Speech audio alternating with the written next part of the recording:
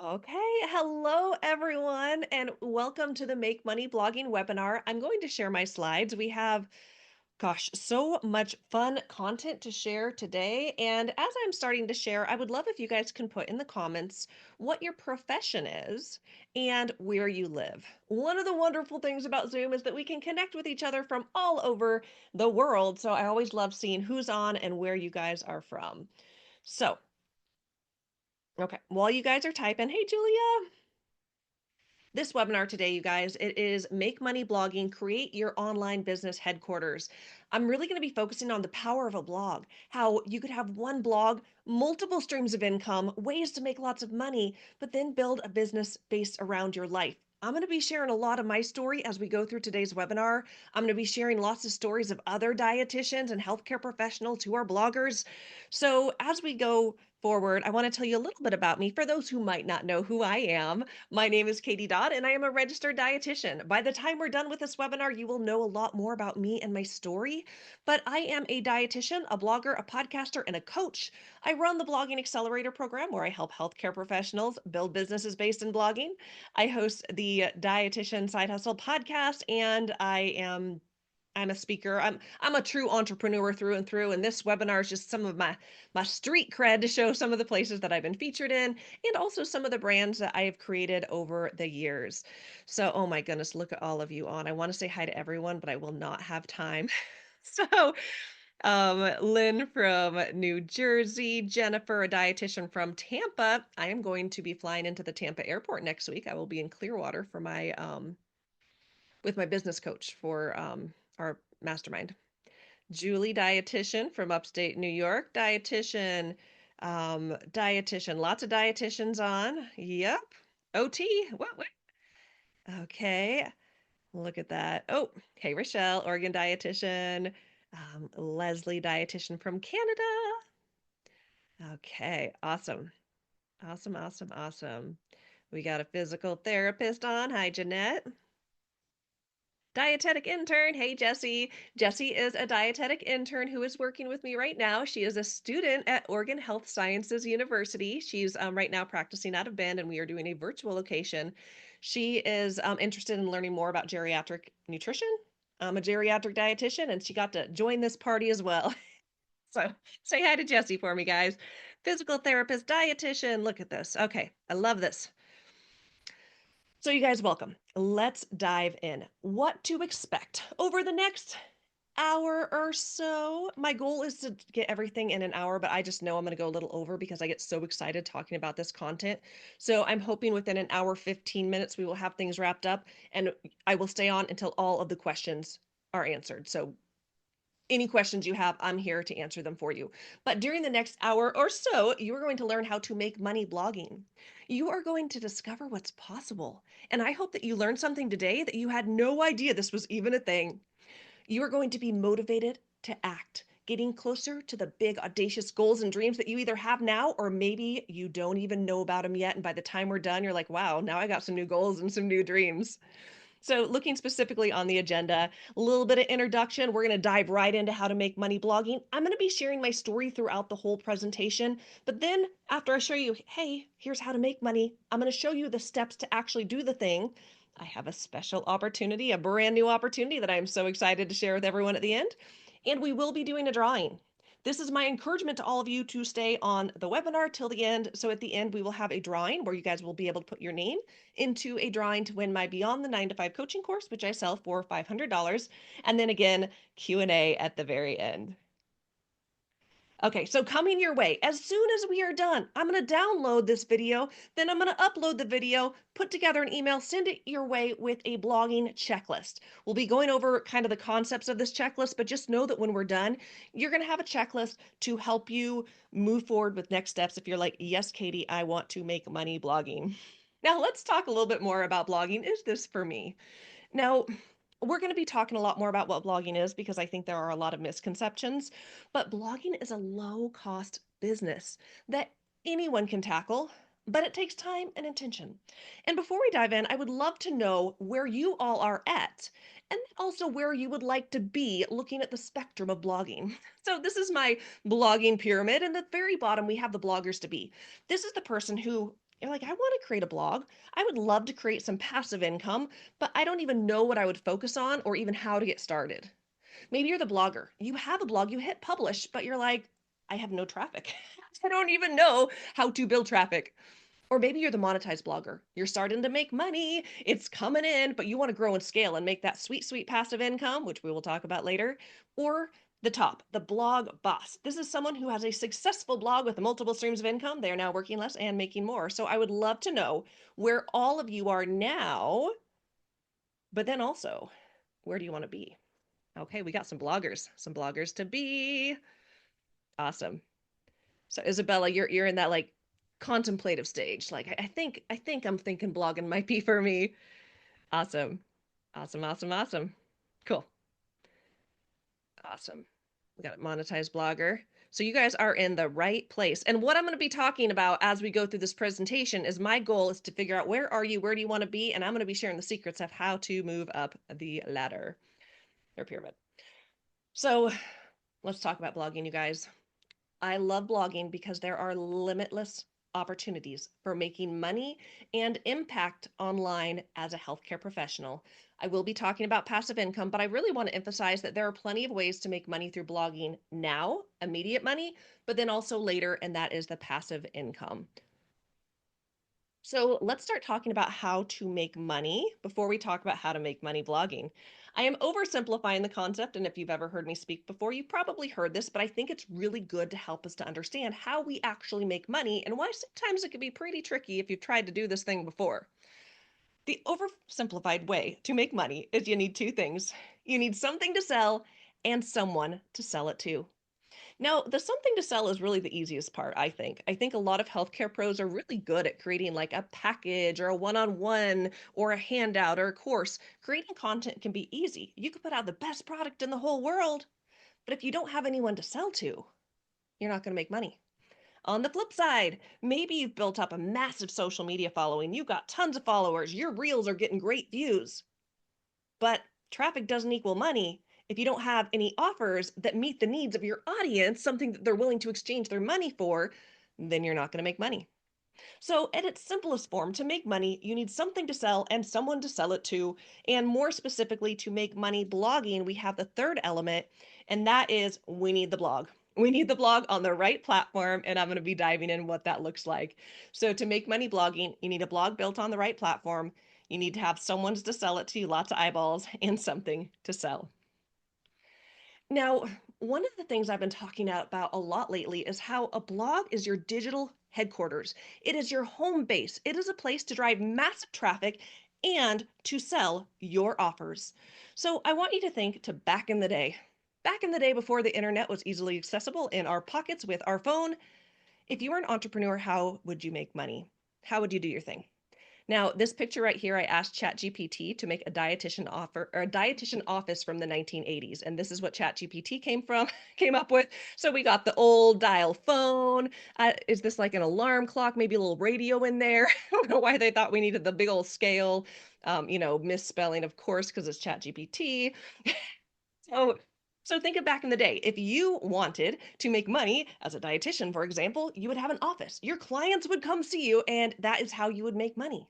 But now, we don't necessarily need an in person clinic to make impact, make money, help, and serve people. Now we have the ability to create a digital headquarters. This is what I'm talking about when I say blog. And I do want to mention, I always forget this, but when I say blog, I'm talking about a website with a blog on it. Blogger speak, when I'm saying blog, I mean my website. Okay. So a blog is simply a website with a blog page on it. And that blog specifically is what is driving traffic. And I will talk more about that as we go. So this picture right here, I'm going to go over fast, but we're also going to be talking about this throughout the rest of the webinar. So thinking of how to make money blogging, you got to build a blog on the right platform. Spoiler alert, that is wordpress.org, not to be confused with wordpress.com, but we'll cover that later. You need traffic and you need offers. So how does the traffic come? How are people finding your digital headquarters? How are they getting to you? Now, for the most part for bloggers, it is through search engines. Google is the #1 search engine. Most people do use it, but there's other search engines we don't often think about. Pinterest is a visual search engine. People are going there looking for, how-tos. YouTube is a search engine. It is a video search engine, and people are going there looking for questions that they have. We also have social media, and maybe you guys are already on social media. This depends on where your people hang out, but we're talking Facebook, Instagram, TikTok, or any of the different platforms available. But then other ways that we could drive people to our digital headquarters include paid ads, partnerships with other people who are in our niche, but then also referrals or affiliates where we have people sending traffic to us. So those are the main ways that we send traffic to our digital headquarters. But then once people are there, what are the offers we're going to have? Honestly, it is going to be anything. You can have one-on-one client work. You could have a group practice. You could have consulting or freelancing, sell digital products, physical products, online courses, hybrid programs, ad revenue, brands, sponsors, affiliate sales, etc. I will cover these more in depth. But really the goal is you want to get people on your website to provide massive value while having lots of calls to action. So telling people what to do, because that will lead to sales. But then also, this is kind of like a next level. I'm getting a little bit deeper here in business. But another thing that we want to do on the blog is that we want to have an email list and we can continue to build our audience. And really, we're building the foundations of our business. So, to make money blogging in its simplest form, we need to have the blog, our digital headquarters. We need to have something to sell and someone to sell it to. All of those things is how we make money blogging. So, the first thing we're going to talk about is the some things to sell. What are things that you can sell on your blog? And I'm going to emphasize this a lot, but really it's anything. Your creativity is the only limit. As long as you are being ethical, sky is the limit, right? So, I'm going to talk about now money and later money.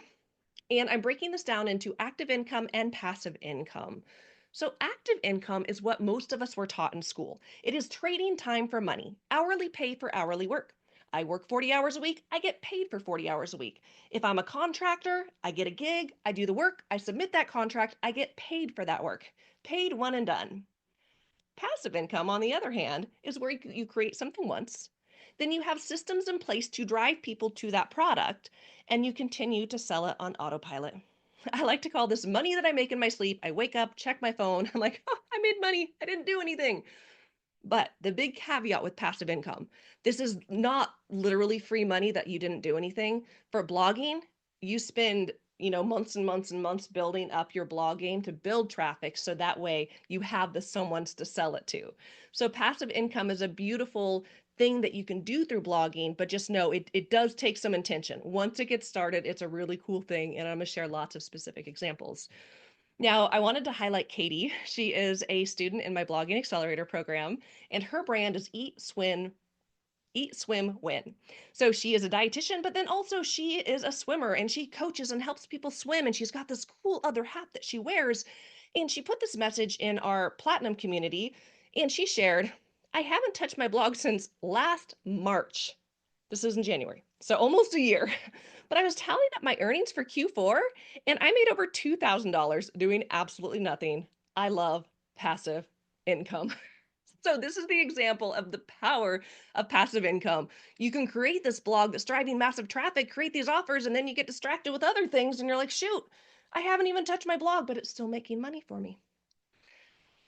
So other benefits of the blog and the some things to sell is that, again, your blog is your platform for online business. It allows you to make money through multiple streams of income, including that sweet, sweet passive income. But the other thing too is that a blog gives you authority. Now, my main blog is called The Geriatric Dietitian, and I often say I am not the only geriatric dietitian. I'm probably not even the best geriatric dietitian, but I'm pretty good. But when you Google things related to my niche, it brings up my website with the geriatric dietitian name and my face. And what that brings is authority and opportunities. I get brands, people, companies emailing me offering me opportunities. So this is a wonderful way to make money. I am trading some time for money, but it's also higher paying gigs. Last year, I had a really cool opportunity with General Mills to do a webinar. It was a webinar I've already done before, something I'm very passionate about, and it was a very high ticket webinar that, again, that opportunity came to me. Now, the other thing about blogging is that you are sowing seeds. It takes time. We're going to be talking about this, but essentially you are sowing seeds and your blog will just continue to grow and grow, and as with it, the opportunities. And the most important thing I want to say is there are no limits to the amount of growth you can have if done right. So let's talk specifically about some of the most common some things to sell through your blog. And we're going to break it down into now money and later money. Okay. So I'm going to I've got my comments up. I want to make sure I see this. I'm going to minimize it. If you guys comment, I'm going to look at it later. Okay. So I am going to, trying to minimize stuff so I can see my notes here. There we go. Okay. So I'm going to give examples from each of these. But first, well, actually, I'm just going to dive in. Okay. So when we're talking about ways to make money now, right when you publish your blog, you're not going to have tons of traffic. So what are the ways that you can make money? Well, one of the big things that bloggers do is they have opportunities as a freelance writer. You are a healthcare professional. You have, hopefully, if you're a blogger, you've learned how to create blog articles and how to drive traffic, and that's a skill set people will pay you for. You could also do speaking and webinars. You could do brand and media work. You could do work with clients, whether or not that's one-on-one or group, or you could also do affiliate income where you are selling someone else's stuff. So those are ways as you start the blog that you could be making money now. The later money, that passive income that you can be creating, include books, ebooks, books that you can sell on Amazon, digital handouts, courses, Amazon affiliates, and ad revenue. Now, I'm going to be sharing for each of those examples of students from my program, but before I do that, I do want to touch quickly on my story. And remember, I'm going to keep coming back to my story throughout the presentation. So, kind of looking back, I became a dietitian in 2008. I had a full-time job working for the VA doing home care, and I loved my job. I loved serving our nation's veterans. I started side hustling in 2014, really as a way to make money, but also it was kind of like my hobby. I love being a dietitian. Now, I will say I had no interest in seeing patients on the side. So I never really identified as an entrepreneur. I thought that in order to be an entrepreneur, I had to be working with clients. And for me, that was not something that I was interested in doing. So even though I was side hustling, I was freelance writing, I was doing webinars, I was working with some brands, I never self identified as an entrepreneur. And also I had very small goals. My goals when I first got started was I just want to make 300 bucks a month in my side hustle. I just want to pay a bill. I just want to have some breathing room. But what I realized is that I was spending my time and my talents building someone else's dream until 2019 when everything changed for me. So in 2019, I attended a conference in Seattle, Washington. It was a nutrition conference. And at that conference, there were three amazing entrepreneurial dietitians who spoke. And what I realized that day was, okay, maybe I don't want to work with clients, but that does not mean I am not an entrepreneur. And I realized this day I was an entrepreneur, and I made the decision that I was going to start my own business. I was going to spend my time and my talents building my own dream. I just had no idea what my dream was yet. So the picture that I'm sharing here, my dad was with me at this conference. When we were done, we took the little train up to the Space Needle to do all the tourist stuff.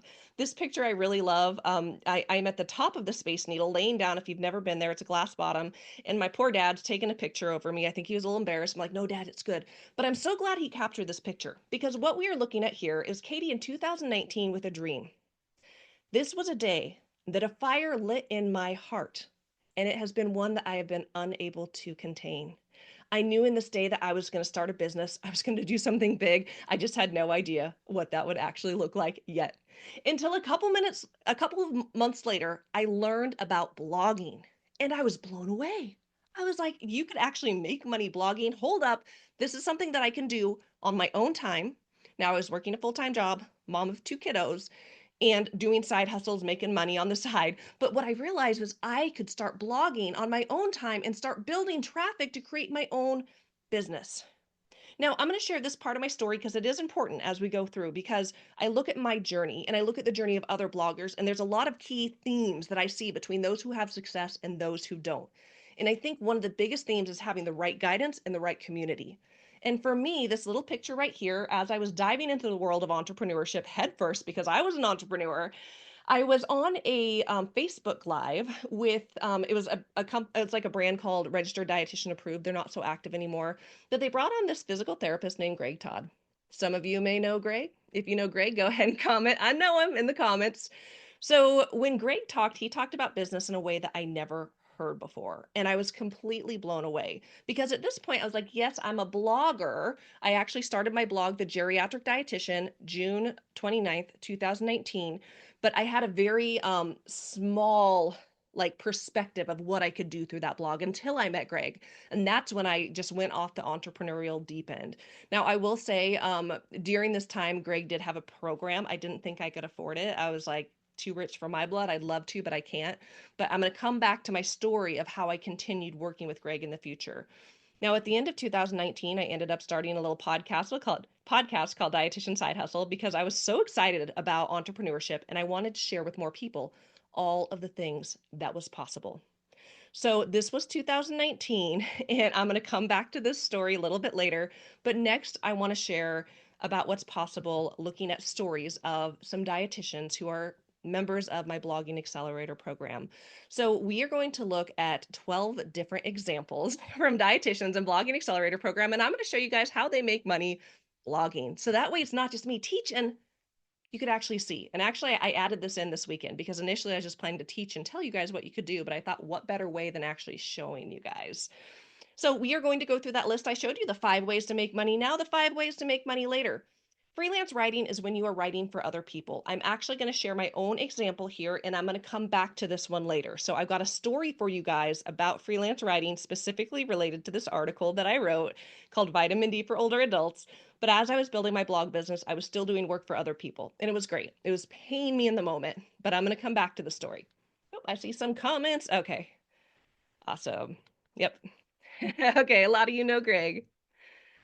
So, the next way, in addition to freelance writing, using your skill set as a blogger and as a writer to get paid to work for other people, you could also do speaking and webinars. So, I want to highlight here Sanui. Sanui is an amazing dietitian, and her blog is Nutrition for Weight Loss Meds.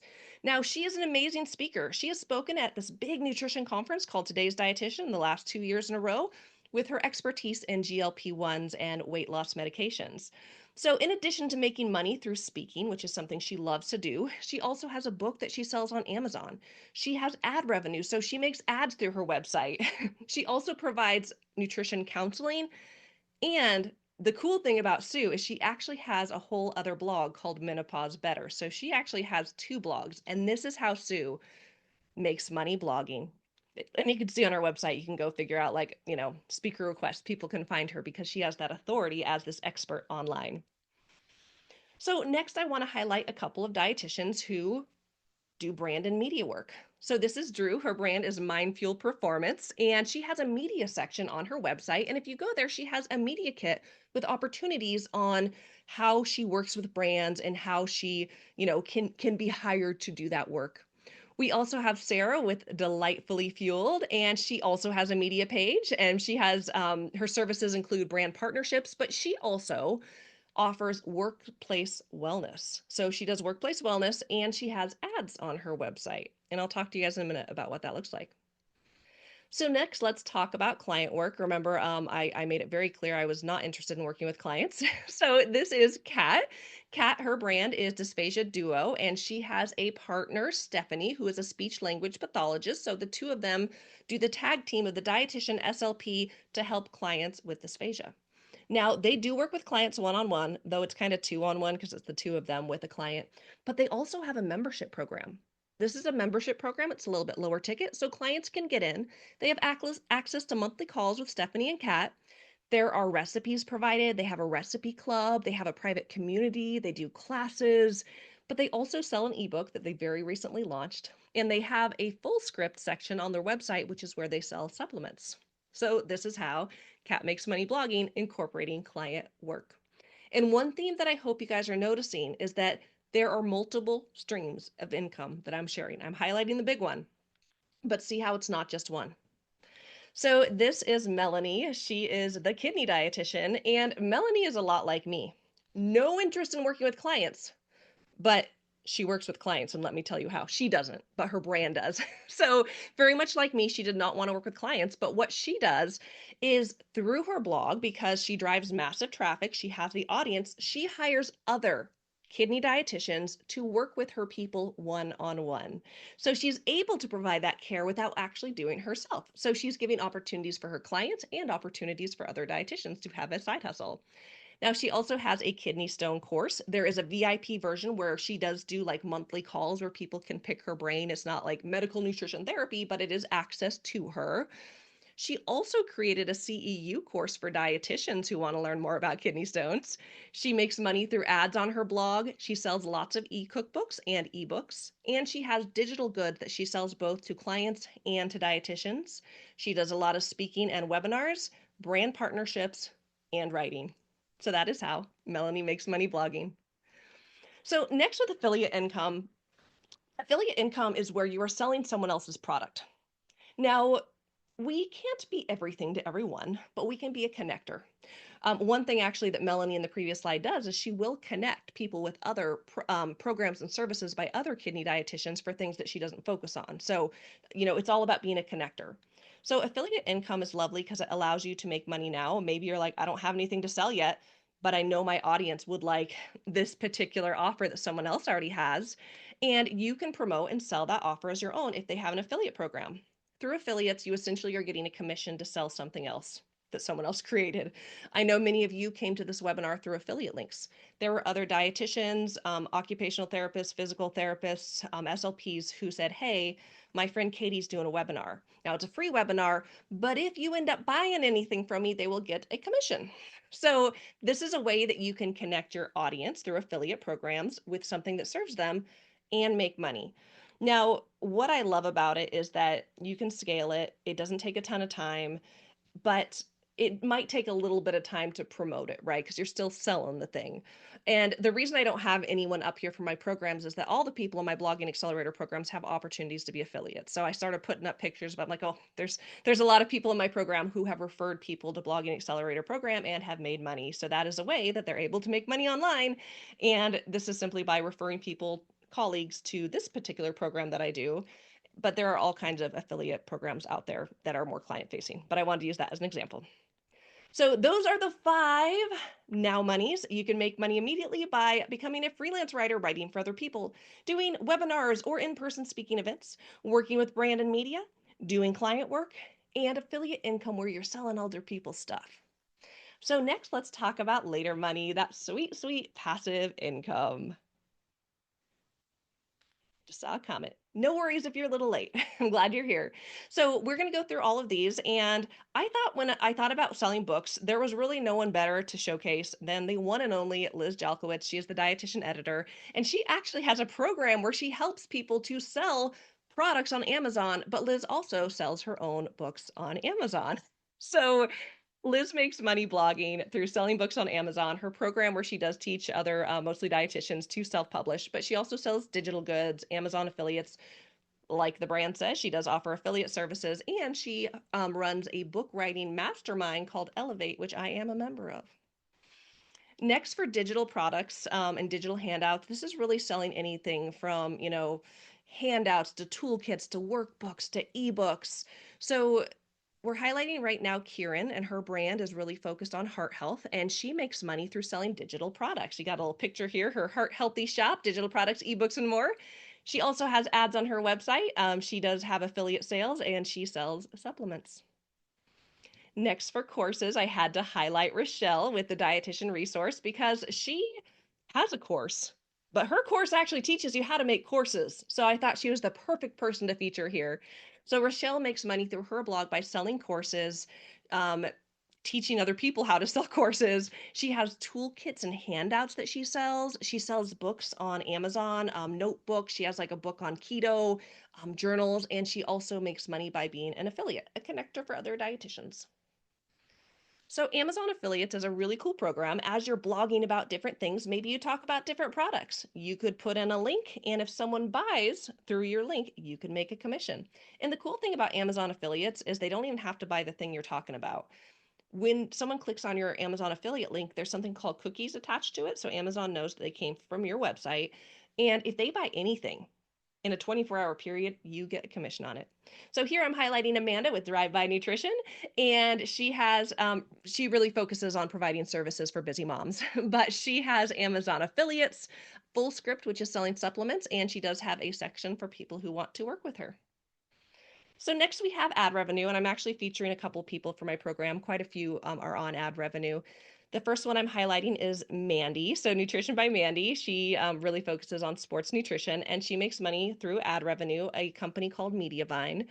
She offers speaking gigs, individual nutrition consultations, content creation. She sells ebooks, handouts for dietitians, and these really cute dot journals on Amazon.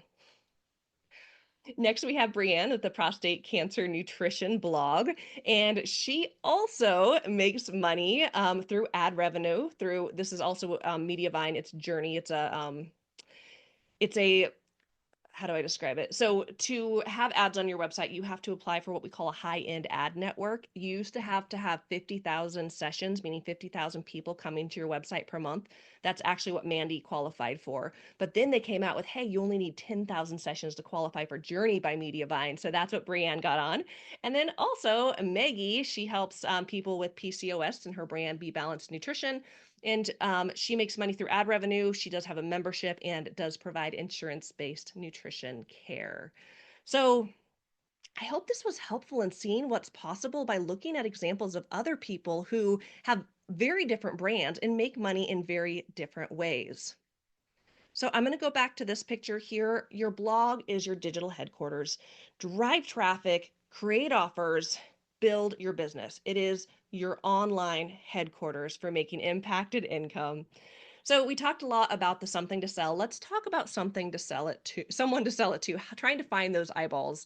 So the way we actually find someone to sell to through our blog is it's primarily driving traffic through the blog in the ways that I mentioned here earlier, but then also leveraging social media and email marketing. Now, I want to talk briefly about social media. And, even as I was making the slide, I was like, oh, I hate slides like this because I never want to say this is not a way to do business because there are a million ways to make $1,000,000.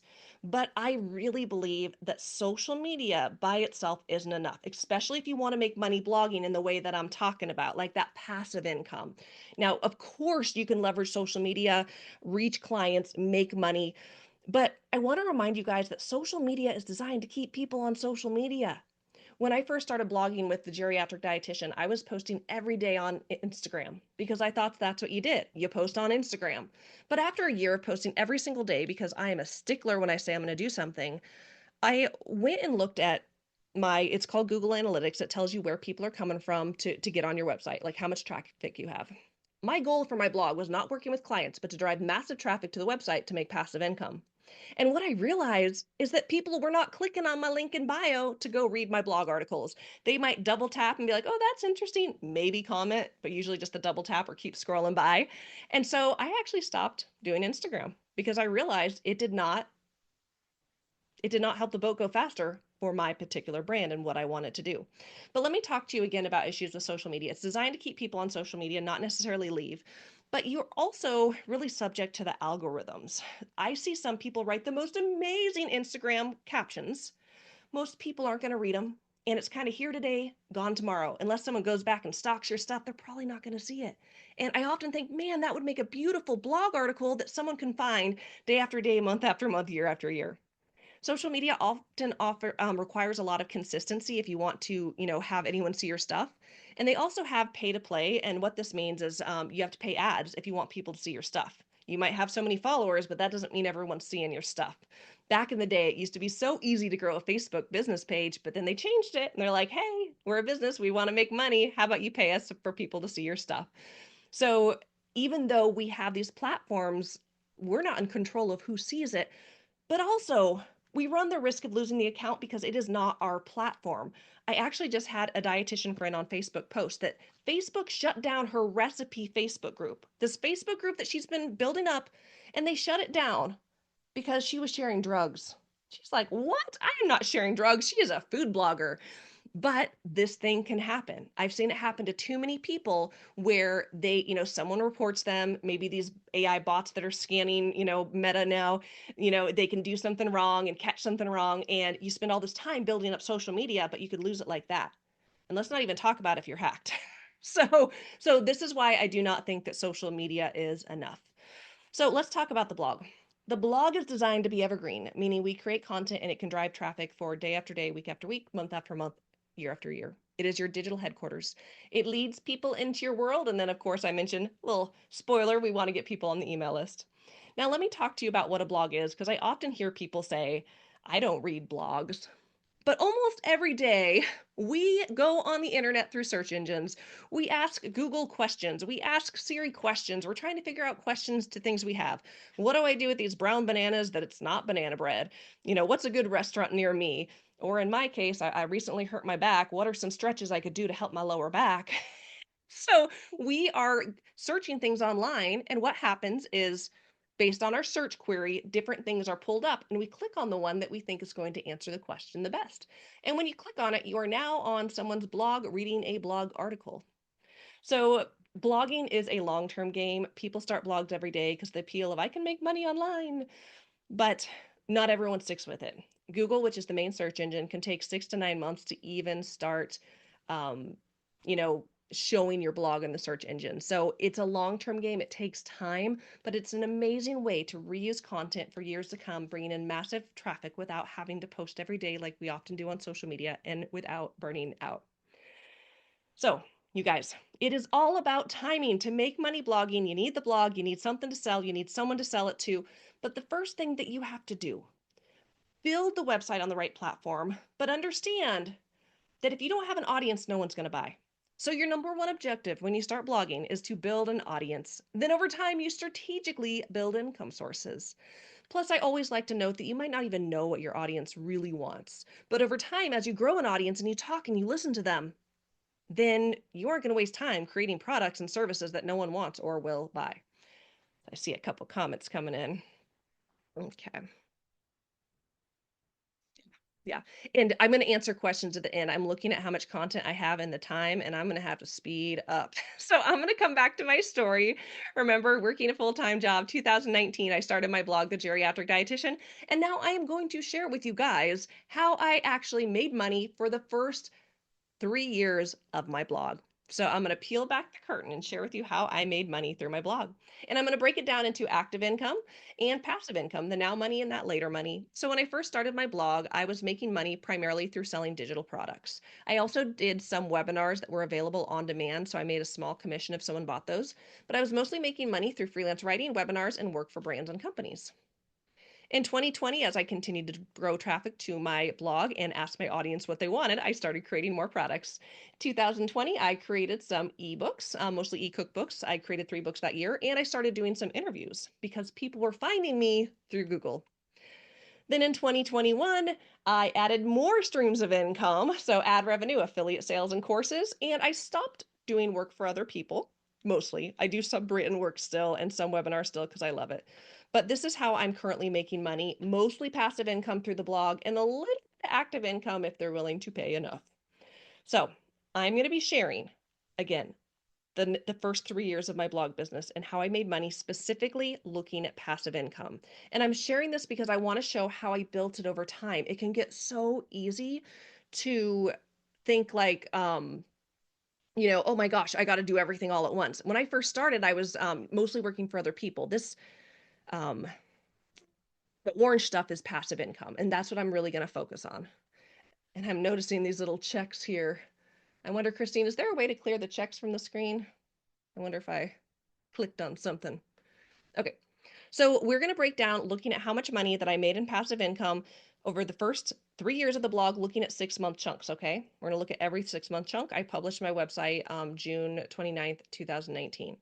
So the first 6 months of my blog in completely passive income, I made a whopping $59. Sounds super exciting, right? I feel like that's not the best sell, but hang in there with me. I'm going to show you guys the power of blogging and driving traffic to the website.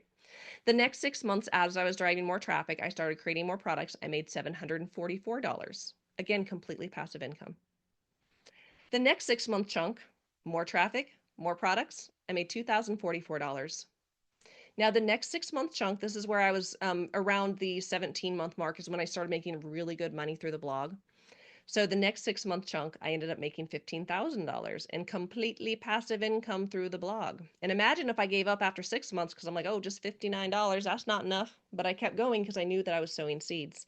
And you can see that ad revenue was a big money maker for me. Next 6-month chunk, $23,000 completely passive income. And the last 6-month chunk that we're looking at here is $27,000 in completely passive income. This is not including the work I was doing for other people. So let's look at this a couple other ways because I know our brains process things in different ways. So looking at these 6 month chunks, 59, 774, 2000, 15,000, 23, 27. First year of the blog, I made $833, which I was thrilled. I mean, it was passive income. I'm like, I'm not doing anything and I'm making money. It was great. Year two, I made $17,000, and year three, I made $50,000. Remember, passive income is recurring money that you can continue to make month after month, year after year. So just a little bit of details looking at that 3 month mark. Around that time, I was getting about 110,000 sessions to the website. This is what my social media followings look like for the brand, though. Again, most people do not go from social media to the blog, except for Pinterest, because that is a visual search engine. And this is showing the first about 9 months of my blog. I had no traffic. Traffic went up. It continues to go up and down, but this is kind of the data that we're looking at. So I want to paint the picture of passive income in another way. We're going to look at that 3 year mark, the 3 year mark where I made $50,000 in completely passive income through the blog. So I'm going to break this down looking at if I was trading time for money, how many hours would I have to work to make what my blog made for me? So the median salary for a dietitian is $33.65. So if I were to do the math, if I were to make $50,000 in those 12 months, I would have had to work 1,507 hours total, or roughly 125 hours per month, or roughly 31 hours per week. Time away from my kids, away from my family, and remember, I'm still working a full-time job. So here's why I love passive income. It gives you time freedom and financial freedom. And I'm sure some of you are asking, well, how much were you working? Because of course I was working to build my blog. In the beginning, I was working 5 to 7 hours a week. And then at the end of this 3 year period, I was working maybe 5 to 7 hours a month. And in time now, 1 to 2 hours a month. Honestly, I have not touched my blog for months. But so after I started making money through the geriatric dietitian, I hop ship and I started a food blog, which also now makes money. So I hope that these examples have been helpful, but I want to touch back on freelance writing. Remember, I told you freelance writing is a wonderful way to make money now, but not necessarily a way that most of us will make money later if you're committed to your blog game. So this is an example of when I was a freelance writer. I was sharing on my website, dietitiansidehustle.com, income reports every year.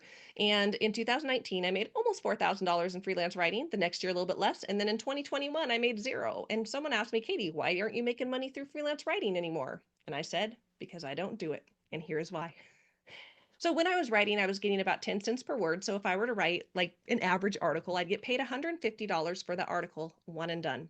Here's an example of an article that I wrote using my expertise as geriatric dietitian, my knowledge of search engine optimization, and I was paid one and done. Now, I was grateful for this money. I want to emphasize this. It helped me in the season I was at, right? We're all in different seasons. Some of us, we just need money now. But I want to show you the power of building your own blog business. And I'm going to give you an example of a blog article that is a slightly abnormal article, okay? The numbers I'm about to share, this isn't normal with most articles, and I'll kind of share more details about how much my articles are making. But looking specifically at ad revenue, I'm able to go into my platform and see how much money each article makes. And so there's a lot of complicated things. I'm happy to answer more questions in Q&A about ad revenue, but I want to give you an example to show why I don't freelance write anymore. So this little article right here is called The Ultimate List of Cereals That Are High in Fiber. And in a 30-day period, this one article on my blog made $441 in completely passive income. Now, traffic goes up and down. How much money the blog makes goes up and down. But this is recurring money that I can make month after month after month. When I wrote for someone else, I was grateful for that money. But I was only paid one and done. I will never make another dime off that article, but I still make money to this day on that article. Now, remember, this was kind of an extreme article. So looking at the time that I kind of had that realization, this was in 2022. And you could see here, this one article made about $400, but look at these other articles. They still made some great money. And I'm like, gosh, if I'm going to write an article, why not write one for my own blog and have the chance of it making real good money like those? Now, I was able to pull up how much money this blog has made to date as of January. My reporting system, it's not working on my computer, so I wasn't able to pull up one for this month. But this one article has already made $6,000 to date in just ad revenue, you guys. Again, working for someone else, great, $150. But writing for my own blog, one article that would have taken the same time and intention, $6,000 and counting. So this is looking, again, this is January 24th when I pulled this data of this year. So this is looking at some of my top rating articles. Remember, all of them are not like this, but it's pretty cool the ones that are. But I have one article. I really wanted to pull this one because I'm pretty sure it's at over $10,000 now. And again, it's continuing to make money. And then this is just a little snapshot showing how I've had over 4,000 people to the blog, and just through ad revenue, I've made $140,000, which is one stream of income through my blogs, my biggest. But I just want to show the power of blogging and why I no longer am a freelance writer. Okay. So I see some comments coming in. Session is like a visit. Yeah. Think of a session like a visit. Oh, thanks guys for sharing. And I'll come back to questions when we're at the end. So I want to come back to my story. Now, I kind of shared some of the money pieces to my story, but even though this blog is called Make Money Blogging, I want to talk a little bit more about the impact that blogging has had on my life, okay? Now, I love this little, I love cheesy quotes. If you believe it, you could achieve it. Coming back to my story, where I ended was 2019. I started the blog. I just shared what income looked like for the next 3 years. But what I started learning on my journey is that your mind can either limit or expand what you believe you can achieve. So I want all of you, as we're moving forward through this webinar, to ask yourselves, how big are you willing to dream? In 2021, I made a vision board. This was June of 2021, and I created a vision board and I had it on the wall behind my computer, and this is what I wanted. These were big, audacious dreams that I didn't even think were possible, if I'm honest. And there's lots of party going on here, but I want to direct you to two pictures down here. I was working at the VA. I thought I would work there for my entire career, but I put on my vision board a picture of someone turning in their letter of resignation. Because even though I hadn't told anyone, this was what I really wanted. And I also put a picture of a parent driving their kid to school. Now, when I worked at the VA, I worked 10-hour days. So 4 10s. I worked 6:30 in the morning to 5 o'clock at night. It was great because when my kids were young, I pretended like I was a stay-at-home mom one day a week. And when they were older in school, I worked on my side hustle. But here's the thing. 7:30 or 6:30 in the morning, my kids are waking up, getting ready for school, and I'm already 2 towns over working. I felt like I was missing out on moments with my kids, and I had this dream, but I just didn't think it was possible until later this month. I ended up going to a live event called Smart Success Healthcare Live, and this is coming back to my now business coach, Greg Todd. I mentioned him earlier. 2019, I met this crazy guy online. Thought, gosh, I'd love to work with him. Can't afford it. So I go to this live event. And at this point, I had started working with Greg. I started doing some more lower ticket programs of his. And I knew at this event, it was called Smart Success Healthcare Live. I knew that he was going to do an offer for a mastermind, a year-long mastermind. Now, I knew I was going to do it. I just had no idea how much money it was going to be. So we're at this event. I'm all in. I'm going to join because I understand the power of entrepreneurship, being in the right rooms with the right people. And he puts out this offer and it's for $30,000. And I have the biggest pit in my stomach. I'm like, I don't know about that, but I know I got to do it. Looking back in my side hustle in 2020, I had only made $33,000. So I remember sitting there with this like knots in my stomach. So what did I do? I joined. I put the money on a credit card. And this is something that Greg has told me, and it's always really been reinforced with me. When you pay attention. And by golly, when I paid that much money, I paid attention and I got to work. I ended up paying off that credit card in full before interest even hit. Now we know how credit cards work. You put it on, billing cycle closes, then you have a month. But I was able to pay it off before interest ever hit. And I want to give you a picture of how much money I made before and after joining his mastermind and getting in the right rooms with the right people. So the 6 months prior, I had made $34,000 through my side hustle, which was pretty good. That was more than I'd made the previous year. But the second 6 months after I invested in that program, I made $115,000. And yes, I made $150,000 in my side hustle in 2021. Still working a full-time job, mom of two kids. But here's the thing. Even though I invested that much money to work with a coach in a mastermind, I still had no intention of leaving my job. My brand was Dietitian Side Hustle. I was a side hustler. And even though other people were full-time entrepreneurs, I could not do that. People did not understand. So this picture right here is another one I love. It reminds me a lot of the one I shared with you guys when I'm at the Space Needle laying there, dream in my head. Not entirely sure how this crazy dream is going to work, but in this particular picture, I have a dream in my head and I've made a decision. So at this event, we all had questions, and my question was, how can I continue to serve my audience better? And what everyone told me, all of these lovely humans, told me, Katie, you need to leave your job. And I was so irritated because they were all wrong. So I proceeded to tell them all the reasons why I could not possibly leave my job. And one by one, they were able to lovingly remove limiting beliefs that I had. I make good money as a dietitian. You can make more as an entrepreneur. Well, my job pays insurance. My family uses insurance. Katie, you could buy your own insurance. So this day, even though I didn't tell them, because again, they were very wrong and I was very irritated at them, I made a decision that 2021 would be the last year that I ever worked at the VA. Now, I had no idea how I was going to do this, but I know that these people saw something in me that I couldn't see in myself. And sometimes we need other people to believe in us enough until we catch up. This is August of 2021, December 2021. This picture is me turning in my letter of resignation to my boss, Steve, at the VA because I did it. I did the thing that felt impossible. And even though I planned to work at the VA till I was 68 and a half, a very odd goal, but I turned in my letter of resignation. This picture right here is December 29th, 2021, the last year I ever worked at the VA. And this next picture is actually one of my favorite pictures of all time. And this picture here is my first time as a full-time entrepreneur driving my kids to school and waving to them at the school drop-off line. Now, my son was 11 at the time. There's no way he was going to wave at his mom in the school drop-off line. So he pieced out, but that's my daughter. And you can see she's got the mask. We're still in the pandemic. But I'm sharing this for a reason, you guys, because I'm sharing how blogging was something that I started pursuing for money, but it led to something that created a dream life that I never thought was possible. That vision board that I made 6 months prior, remember these two pictures. Now, I actually printed out this picture that I took with my boss, Steve, and I pasted it over that because I made that dream happen.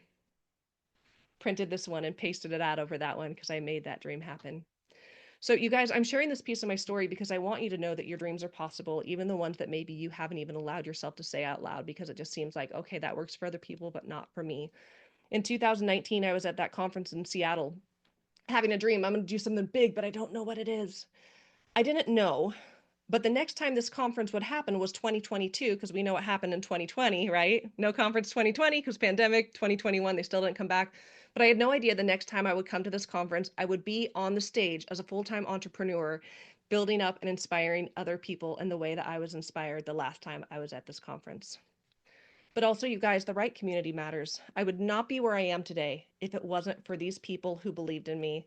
So this picture right here, dream in my head, 2021 is going to be the last year I ever worked at the VA. 1 year later to the date, we were together again, and I was a full-time entrepreneur. So here's what I learned, you guys, along my journey. I learned that our greatest limitation is ourselves. You could either build your dreams or build someone else's.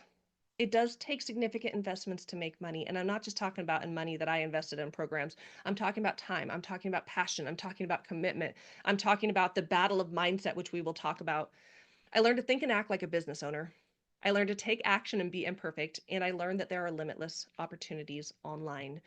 And something as simple as a blog, being able to build multiple streams of income designed around my life has created a dream life that I never thought was possible. I get to be present with my kids. I have so much flexibility and I am so beyond grateful.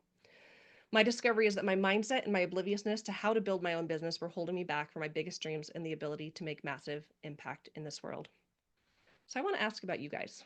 What is holding you back from your biggest dream and the ability to make massive impact? And I want you guys to imagine for a minute. Imagine looking back 2 years from now, and you're in a place that you're actively living dreams you never thought were possible, making money, making impact, and living the dream you always wanted. So, this is where this pyramid comes in, right? Blogger to be blogger. Where do you want to be on this pyramid? Someone who's making money or someone who's making money like a boss? So I'm looking at the time and I know I've crammed in too much content, but we're going to dive into the 3 steps to start. Remember, I'm going to send you guys a checklist. 3 steps to start: discover, develop, do it.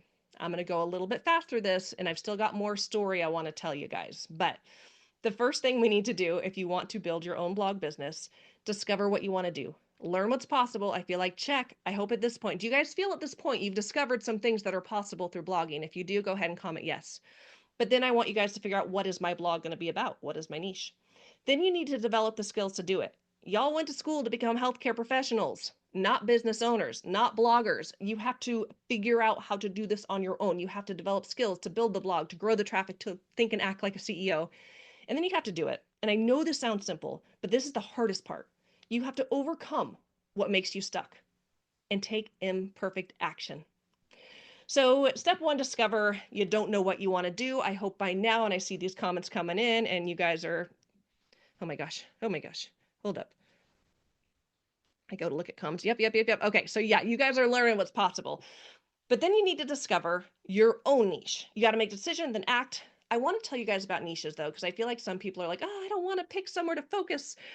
You're not married to it. You could always pivot, but you do have to pick a topic to focus on for a blog business. So I'm going to talk very briefly about uncovering a niche. 3 big ways you could do this. Number 1, what are you good at? Many of you are naturally good at things. What do you already do? What's your specialty? What comes easy to you? Now, the geriatric dietitian, I was a geriatric dietitian. I'm a board certified gerontological nutritionist, and I'm really good at helping people gain weight. It's my gift. And so that is why I started my blog, The Geriatric Dietitian. But I know that some of you are working jobs that you are grateful for. It pays the bills. It allows you to live where you want to live. It gives, the 401k match, the insurance, but it's not what you love to do. This is not why you got into this profession. So maybe your niche is going to be something you're passionate about. Like, this is why I got into this field. So dream big. If you could do anything, what would it be? And also, we got to look at what do people need. There's a little bit of market research we got to do, asking people. But I always want to tell people, don't be afraid to niche down, and don't be afraid to pick a niche outside of your profession. And I know that might feel uncomfortable, but I really want to emphasize that the ability to make impact and income online as a healthcare professional, you can leverage your skill set as a professional, but you could also pull in other things that you are passionate about, even if it's not directly related to your credential. I want to give the example of a student in Blogging Accelerator program, Catherine. Catherine joined the program and she started a blog related to nutrition. She found that she wasn't showing up in the way she knew she needed to. And what she realized is I'm just not passionate about my niche. I felt like because I'm a dietitian, I have to start a dietitian blog. But she decided to do the big pivot. And her brand is now called Charlotte's Esquina. And she helps with homeschooling. She helps moms with homeschooling. This is what she does. She's a dietitian and she's amazing, but she's doing a blog based on something that she is passionate about. So don't be afraid to dream big and create something that maybe is even outside of the box of what you think you should do. Okay. So I would love to know, for those of you who are on, I don't want you to overthink this. No one's going to come back and say, did you start a blog related to this? But if you were to create a blog today, what would your niche be? And if you already have a blog, because I know some of you do, if you were to create a new blog, what would it be? Or maybe you're like, I love my niche. So go ahead and comment. So step number 2 is we got to develop the skills, because, you just aren't born knowing how to build a blog, but good thing everything is figure outable. You need to learn how to build a blog optimized for SEO. You need to learn how to grow the blog, build traffic, and you need to learn business skills. So I'm going to go through these fast because there are lots of moving parts, but when it comes to building the blog, I want everyone to make sure you know that it is a self-hosted WordPress website. I'm not going to go through all of these, but essentially you need to buy a domain. I recommend Namecheap. You need to pay for a website host. This is where your website will live on the internet. I'm a big fan of SiteGround for getting started. You need to have WordPress, which is your content management system. And then you need to have a theme to make it look pretty. This is Astra. And then you need to learn how to drive traffic, and you need to continue to plan out content. Thank you, Christine. I think you're clearing up when I'm clicking on stuff. I realize I'm drawing so much on my slides. So how to grow your blog. There are 2 ways to grow your blog. Number 1, I recommend. Number 2, I absolutely do not recommend, but it is possible, not so much anymore.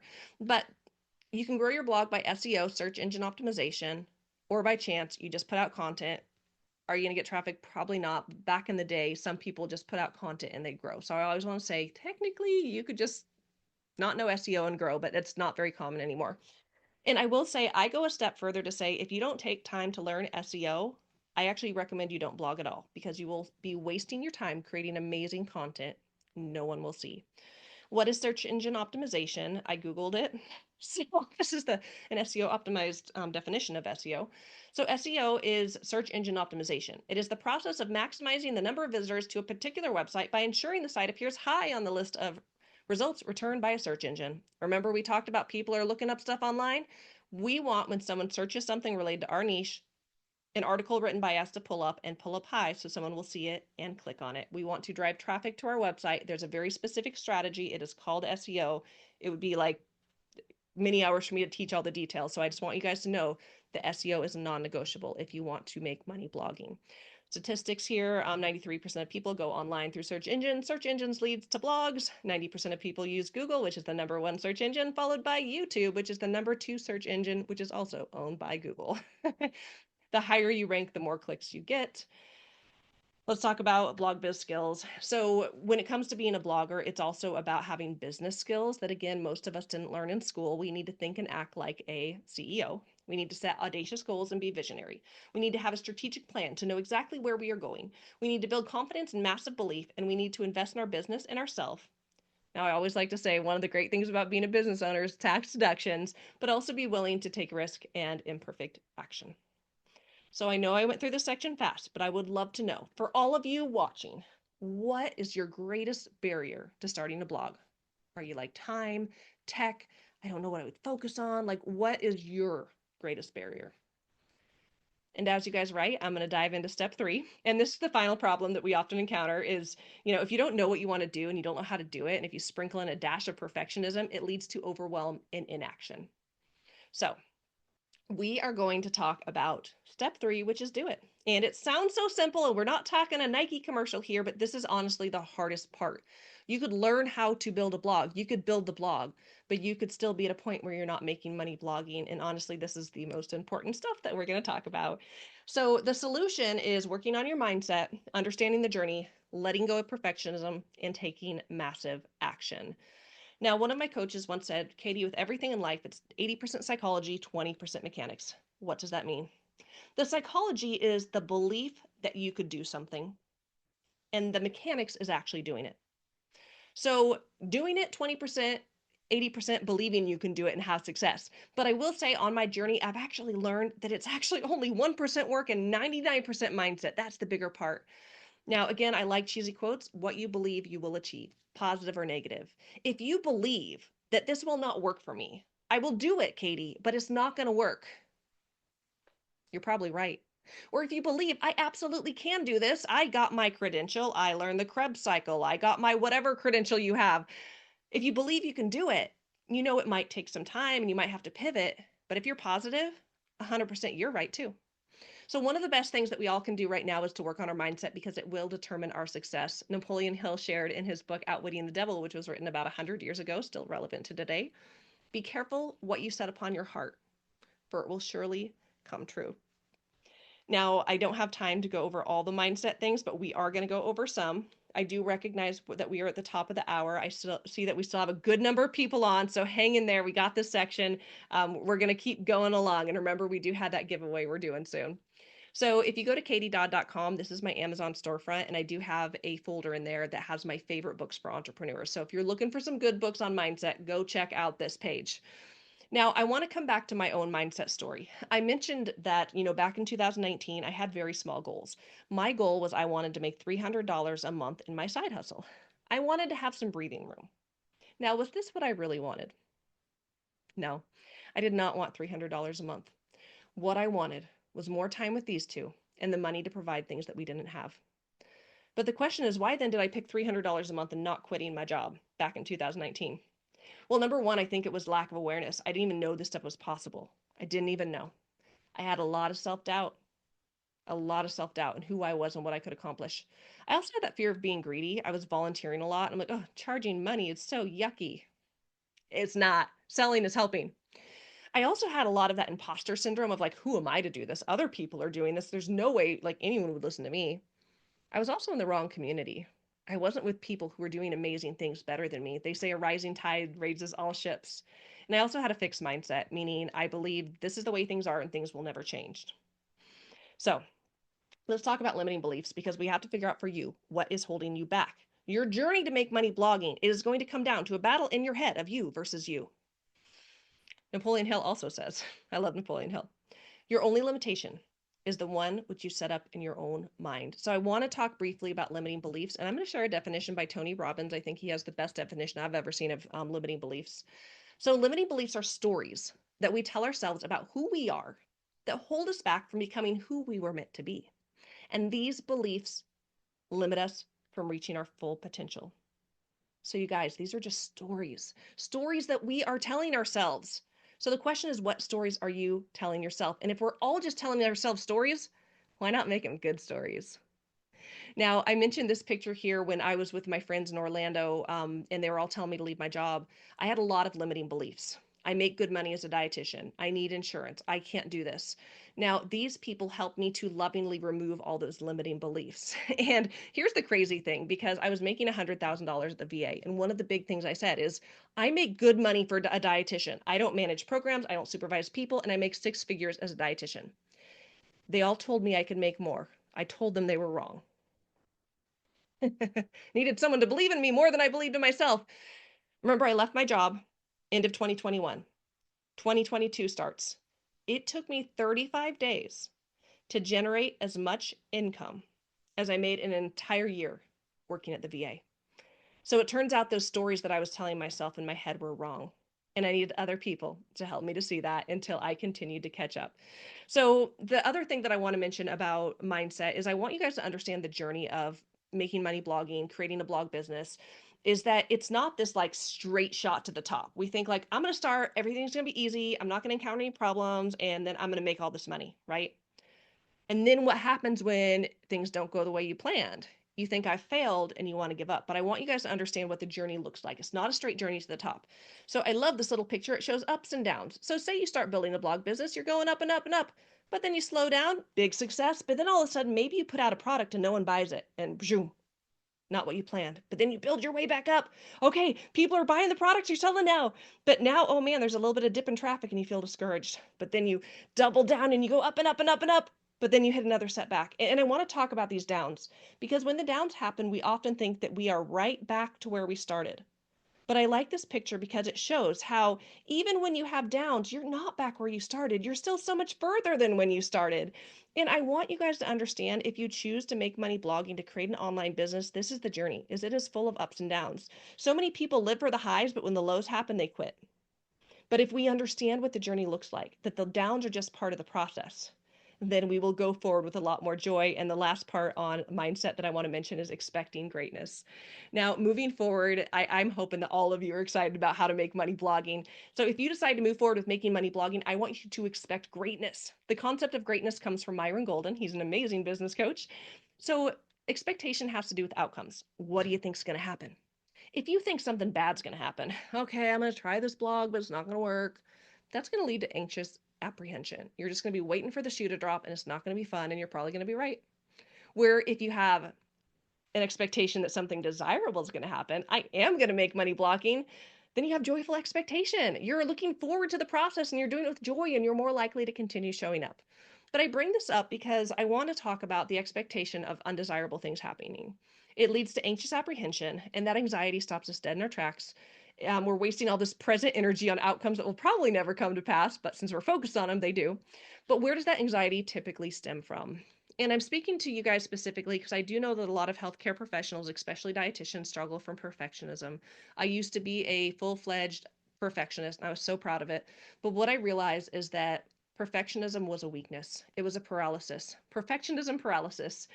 It stuck me dead in my tracks and prevented me from moving forward to achieving my big goals. So I want to tell all of you listening that moving forward, you don't have to be perfect. Even if you don't pursue blogging, friends, you don't have to be perfect. You don't have to know everything. And I want all of you to strive for imperfection. A mantra in my community is done is better than perfect. So if you carry the badge of being perfect, I want you to have a new badge of honor, the imperfectly perfect, and your goal is to be imperfect. And that makes you beautifully perfect.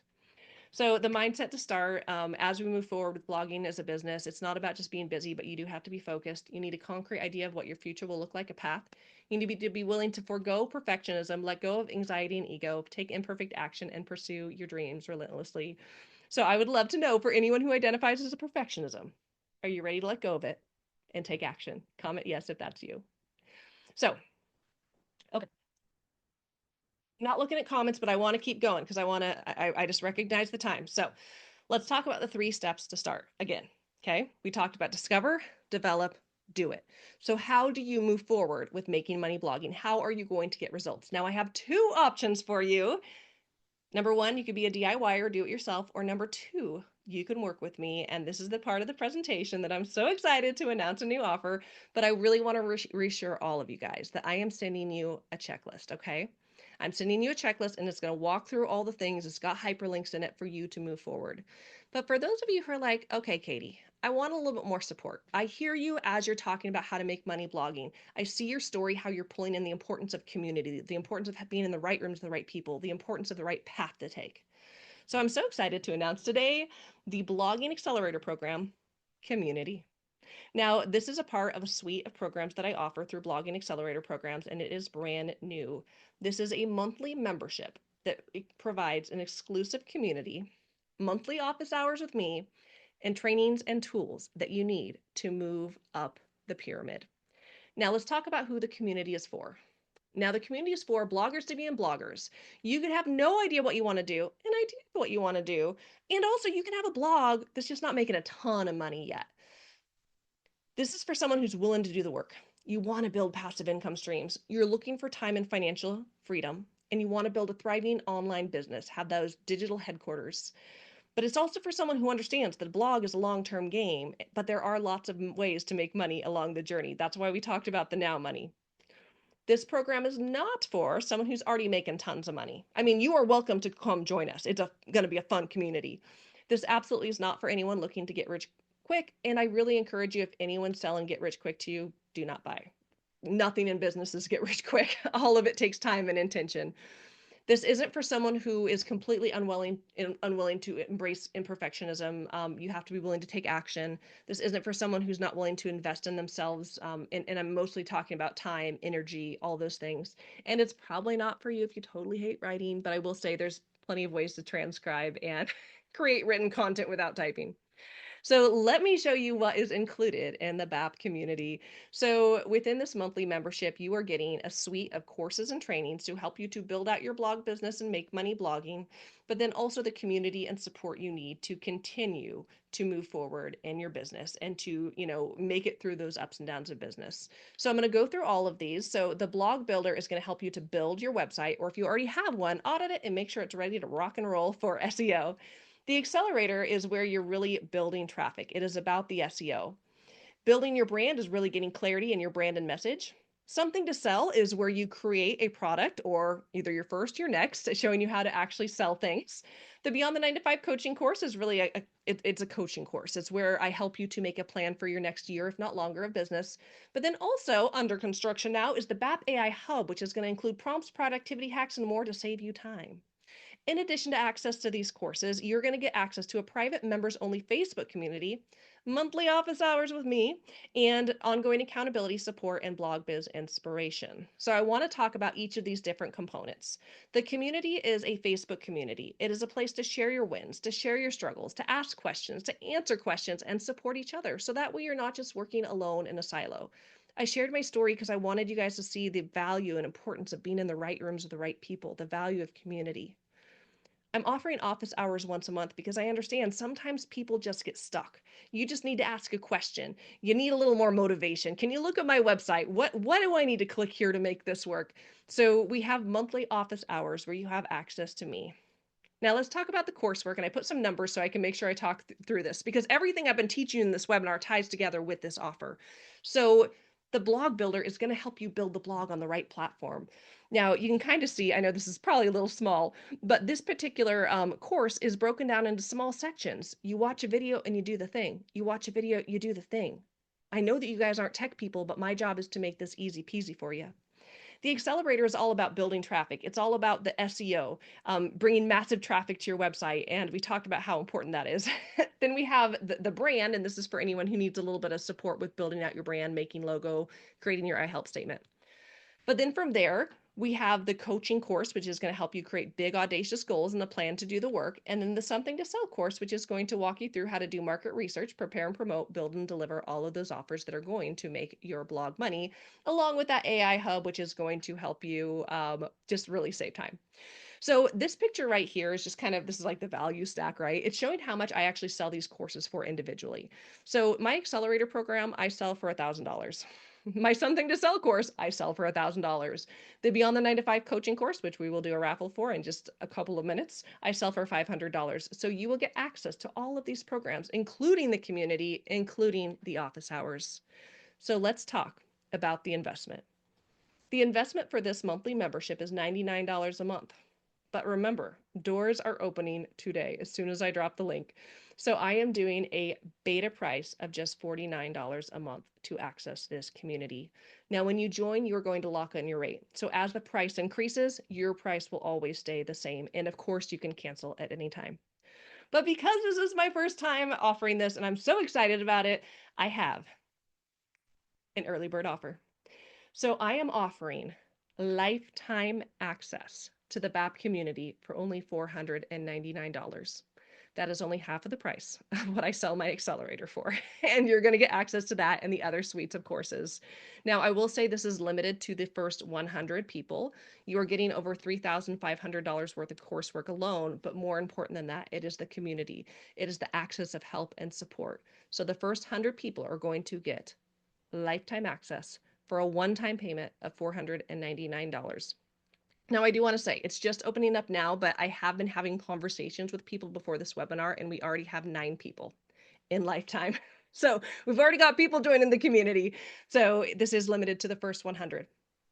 So the doors are open now. Christine, if you're able to drop the link for BAP community, hold on tight for 1 second for one more slide, actually, because I want to tell you guys about a fast action bonus for those who want to join tonight. But doors will be open a week. Doors will be open until next Monday. So I do have a fast action bonus for those of you who join tonight. If you're like, Katie, I am sold, I want to build a blog business. Yes, give me everything to walk me through from start to finish, plus support, plus community to help me build a life I can't even probably imagine right now. Then the special that I have for you guys is that I want to gift you guys a free month of ChatGPT Plus. This is a $20 a month program. I use it myself. It is really fabulous, and it's going to help you with building out your blog business, being more effective. Now, I will tell you guys, when you join, my BAP AI Hub is still under construction. It's still being built. So what I'm going to do is when you join now, you are going to get a coupon code, ChatGPT. And it's going to take that $20 off. But here's what I want you to do. It's not just a discount. I want you to be like, okay, I'm going to join this program. I'm all in. But later, when Katie says, hey, it's time to go get ChatGPT Plus, I want you to take that $20 that you would have already spent in this program and use it to get a month of ChatGPT Plus. Now, of course, you can get ChatGPT for free, but the Plus just offers you so much because you can make a virtual assistant that is going to save you massive time, and time equals money. So I do really want to emphasize, though, so Christine, you could drop the link if you haven't already. This is for lifetime access people. So I'm just going to share here the honor system, because right now, when you put on the coupon code ChatGPT, it takes $20 off. Now, there's the lifetime and the monthly. I wasn't able to remove the monthly payments, so please don't use this coupon code for monthly. This is only for the people who join tonight for lifetime access. So please only use ChatGPT if you're joining lifetime access. Honor system, please. I do see on the back end. So this is a fast action bonus for anyone who wants to join tonight. You are going to get that $20 off, so that way you can buy a month of ChatGPT Plus. So the BAP community, you guys, this is the membership that provides exclusive community, office hours, trainings, and tools, a way to give you everything you need to make money blogging with the support and community. All the things here again, right? And I just really want to provide a reiteration that this is possible. I pulled up these pictures and shared these examples of other bloggers because I wanted you guys to be able to see there's so many different ways that you can do this thing. And just know that this is possible. It's not just me sharing my examples, but other people are, the proof is in the pudding. A couple of notes from students. I'm not going to read these, but I guess I'll just share an excerpt. Like Samantha says, working with Katie has been a godsend because I've never had a bigger fan to support me on such a brand new journey. And I love coaching. I love helping you guys, helping you to see in yourselves what you can't yet see. So join now. I'm really excited about the BAP community. Beta pricing, $49 a month, cancel anytime, lock in your rate. If you want lifetime access, then it's only $499, one-time payment. And for the lifetimers only, you can use the coupon code ChatGPT to get $20 off. That's my offer, and I'm so excited about it. So let me tell you guys, as we are ending, about my dream. I want to help healthcare professionals become bloggers so that anytime someone searches something online related to a health topic, it pulls up a blog article written by a certified healthcare professional so that number one, the public gets correct information. We know there's so much junk online and we got to drown them out by us learning these skills. But then also, I want to see the healthcare professional making the money because there's a lot of money to be made online. Now, coming your way is the blogging checklist. So as soon as this is done, after Q&A, I'm going to download, upload, email you. So it'll take me a minute, but know that is coming your way. So I want to say thank you to you guys. Let's take over the online space and start making money blogging. So now we are at our drawing. And thank you guys for hanging in there with me. I knew I overprogrammed. So Christine, if you could drop the link in the comments for the drawing. So this is a link. Let me actually pull up the comments. And for those who joined tonight, comment and let me know. I want to know who's joining. I want to know who I'm going to see in the community. So Christine entered the drawing. I'm going to pull this up real quick. It's super easy, you guys. You're going to have 5 minutes to do this. You literally click on the link and put your name. If you can't, like put, hey, can someone put my name in for me? We're going to have, I'm going to look at my clock. We're going to have until 25 after for you guys to do a couple things, okay? So we've got 5 minutes for you to put in your name for the drawing, and I'm going to raffle off actually two things. I'm going to raffle off the Beyond the 9 to 5 coaching course and a one-on-one coaching call with me. Then also, time for you to register for the community and also put your questions in the comments because I'm going to go through and I will answer every single question that you guys have. So, Jeanette just joined. Yay! Lynn is in. Awesome. So excited to work with you guys. Okay, so type those comments, enter the drawing, and register for the program so I can keep working with you guys. Okay, Goldie Johnson. So we got to put in her name. Actually, I will put in your name, Goldie. Or actually, Christine, can you put in their name?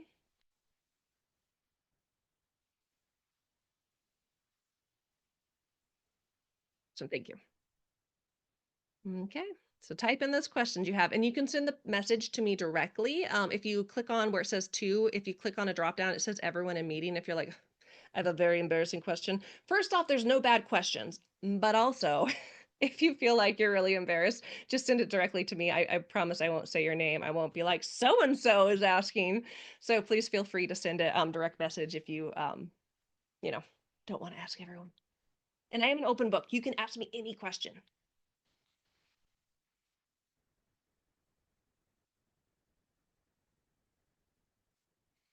Okay, so Jean needs the link to enter the drawing.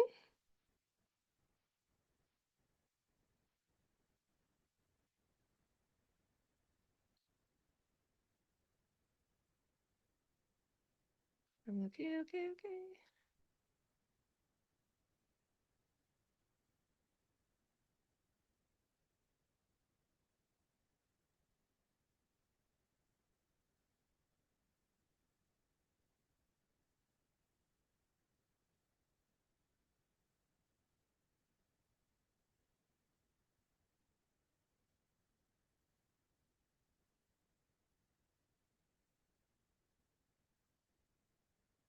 Okay, guys, keep the questions coming in.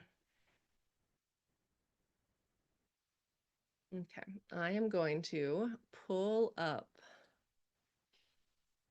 my wheel of names.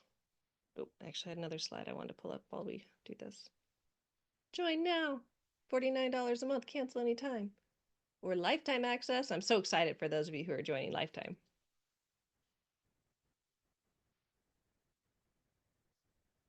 Neat.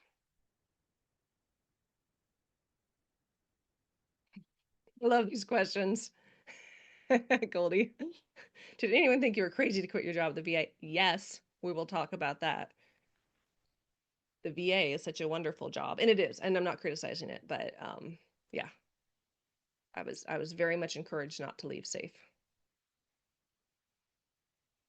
Although we're seeing now that not everything is safe.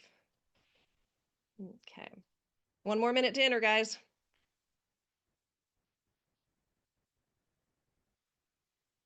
Matt joined. Yay!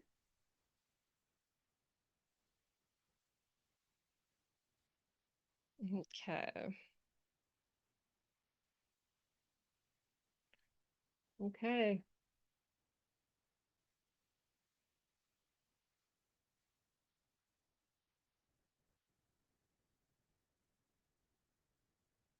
Okay. Okay, guys, it is time. We are going to do the drawing. Okay, so let me pull this here. So we've got everyone's name. I'm just going to shuffle this a few times. So I'm doing two drawings. The first drawing is going to be my Beyond the 9 to 5 coaching course. I sell this for $500. Essentially, it's me being your coach and helping you to create a plan where you dream big for your next year of business, breaking things down to what am I going to do each quarter. So again, I sell that for $195. So we are going to see who is going to win the Beyond the 9 to 5 coaching course. And I will say, if you end up deciding to join, then you're going to get a one-on-one coaching call with me. Because if you join, you got it anyways, right? Okay. Click spin.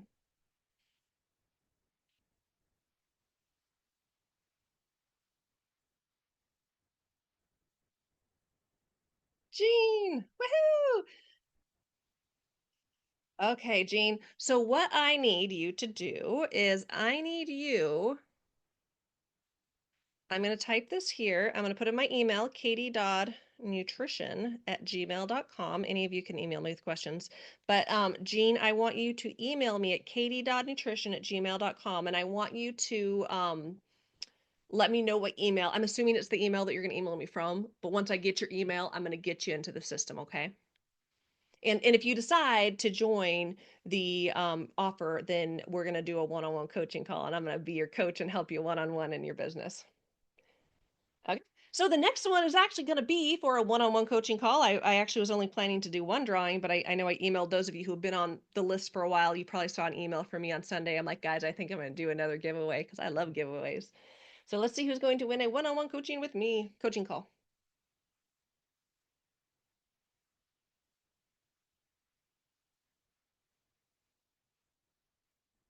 Kimberly, that was a close one. Okay, Kimberly, same thing. I want you to email me at katie.nutrition@gmail.com, and then we will figure out a date and time for us to do our call. So let me minimize this. I think, let me see if I have more slides. Thank you. Let's do Q&A. And thank you guys for staying on so long. I'm so impressed with how many of you are here. Okay, so I am going to go through all of these questions, and I'm going to scroll back to the beginning, okay? So give me one second. Um, Whew. Thanks you guys for being so engaged. Look at all this. Oh my goodness. Okay. Okay, I scrolled back too far. This is where you guys are from. This is fun. Okay, okay. A lot of you know Greg. Woo woo. Okay. Catherine Glassdoor did not like a research comment for me. Understand. Yep. Yep. I think we are talking about how, like, you can get kicked out of stuff. Jesse, I'm curious if you're seeing a drop in click rates due to Google AI or anything affecting AI. So this is something that I hear often. I almost suspect some of your questions are going to be related to AI. So I'm going to cover a couple things. So I hear all the time, Katie, is blogging dead? I don't want to get into a space that's dying. AI is here. Oh my goodness. But I want to tell you guys, I started my blog in 2019. And I remember very soon after I started my blog, I heard all these articles and saw all these things about blogging's dead, and I'm like, oh my gosh. There was this thing called featured snippets, and that's where like Google would like kind of show a section of your website on the front page of Google. So it would be at the very front part of the search. Like you search something, it would pull it up, picture and the words, and people are like, oh my gosh, people aren't even going to click in my article now because they can just see it on Google, and people are freaking out. But here's the thing, blogging is not dead. If you read articles about it, I just want to preface this. These are bloggers who are creating fear mongering content to get you to click on their blog articles so you can go there and they can make money. So they are actually making money through blogs by creating fear that blogging is dead. So just so you know, this is always going to happen. But the thing that I want to really emphasize, and the reason I brought up the featured snippets, is that one thing in blogging and business, the one thing that we could always count on is change. Things always change. New technology comes around. And the thing about featured snippets where people are so feared, then we got to the point where we're like, oh, I want to make sure that I'm featured in featured snippets because people are more likely to click on those darn featured snippets. So, I'm gonna unplug this for a minute. Can you guys tell me if Can you guys still? Okay. I think you guys still can. I just realized I can't see the comments because I scrolled up, but I'm gonna, hopefully you guys can hear me. Okay, wait, I'm gonna scroll down. Yes, you can hear me. Okay. I just got tired of got my bright light on me and like my ears were getting sweaty. It's too much.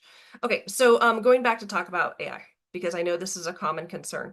So with featured snippets, people were worried. But the cool thing actually about AI is not going to replace us. Blogging is not going away, but AI is a tool that we can use and leverage to be more effective. There's a reason that I'm building out the BAP AI Hub because there are ways that we could utilize AI to make our job more efficient.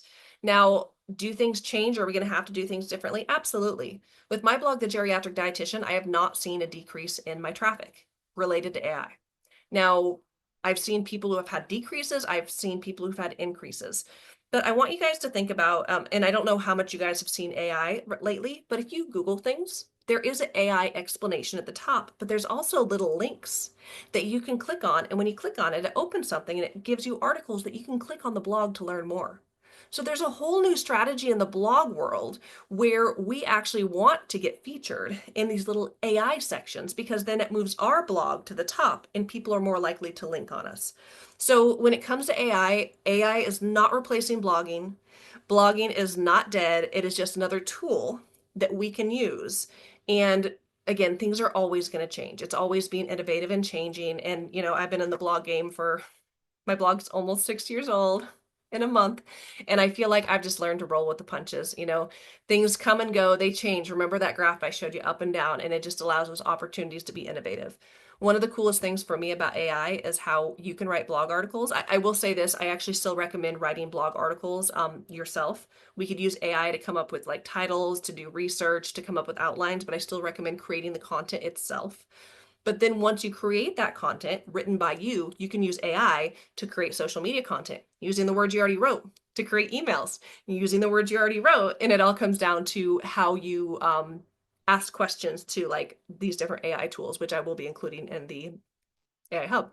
So I hope that answers your question about AI. Okay. Sarah, I have a website on GoDaddy, but not WordPress. Is that impacting SEO?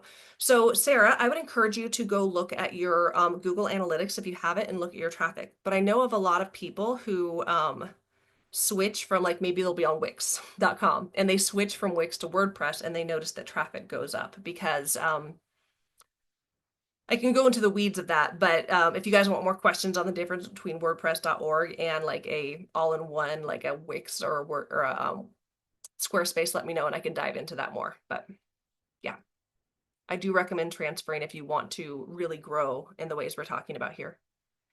Carrie asked by session, mean a visit. Yeah, when I was talking about sessions earlier, sometimes I'm a blogger, so I use lingo. It's like as healthcare professionals, sometimes we use our professional lingo and we're like, oh, wait, I need to make sure I break this down. Okay, so these articles make income through affiliate links. So yeah, so some of the articles I was sharing do make money through affiliate links, some through Amazon affiliates, other people are affiliates for other people's programs.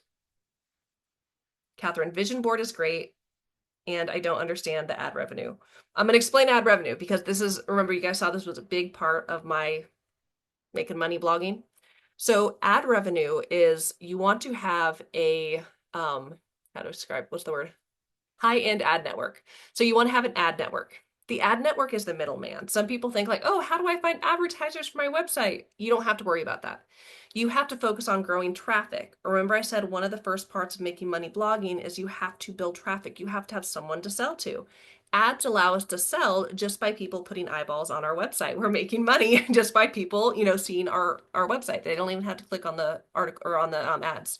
So you have this ad network. They're a middleman. The one that I recommend is Mediavine. That is a lovely one. Honestly, I don't, most of the healthcare pros I know are on Mediavine. So really your goal is to get traffic. It used to be 50,000 visitors per month. Now they have a program where you just need 10,000 visitors per month. You apply, and honestly, I've not seen a healthcare pro get denied. They're just making sure there's like no spammy people, right? And none of y'all are spammy. And so you get the traffic, you apply, and then they put code on your website, and they are the middleman between advertisers and bloggers. They put the ads on your website. Now, for some people, ads might not resonate with you, your vision, and your brand, and that's okay. There's plenty of other ways to make money blogging. But one of the things that I like about Mediavine is that you can opt out of certain categories. So, for example, if you have a website and you're really focused on like health at every size, or you're trying, like eating disorders, you're like, I don't want weight loss stuff. And being a dietitian, I get a lot of weight loss stuff just because that's what marketers think, right? Oh, I'm a dietitian, I must promote weight loss. And so you could actually opt out of certain categories. So there's certain categories you could opt out of. One of the things about ads are based on the user. If we were to go to the geriatric dietitian right now, the ads I see are based on my search history, what my phone's listening to me talk about, and things that I'm purchasing online. So if you were to go to my blog and I were to go to my blog, we would probably see very different ads because the ads are targeted towards the user and not always the content of the blog. So, to me, I'm like, well, if someone's going to complain about an ad, I'm like, well, it's kind of based on your search history. And in the 6 years of blogging, I've only had one person complain about ads on my website, and it was a very gentle complaint. They were like, you know, they said something like they'd love to be able to pay for an ad-free version of my website. And I think one thing too is we're so used to seeing ads on websites, even the news. But there's a difference between clickbait, spammy ads everywhere and a classy ad network like Mediavine. So when I'm talking an ad network, I'm not talking about spamming your website to where, there's an ad and you can't even read the content and you're trying to figure out how to X out, but they've gotten creative to try to hide the X so you stay there because they make more money the longer you watch the ad and then you just leave the website because it's spammy. So I'm not talking about that type of ad network. I'm talking about a high-end ad network that's going to make you income. So I hope that explains how we make money through ad revenue. We're focused on traffic, then we apply with an ad network, and then from there they get the ads on our website, and they're based on the user. Okay. Yes, yes, yes, yes. Ooh, look at this. Okay, I didn't have a chance to read this. So I was updating my slides this weekend. I hope that you guys got a lot of value out of this presentation. I was trying to figure out what do I cut, and I felt like I couldn't cut anymore because I wanted to show you guys it was possible, but I think there's a lot of power in sharing what other people do in storytelling. So as I was realizing how long I was talking, I didn't look at your guys' comments. So thank you guys for sharing what your blogs would be about. I love this. Love this.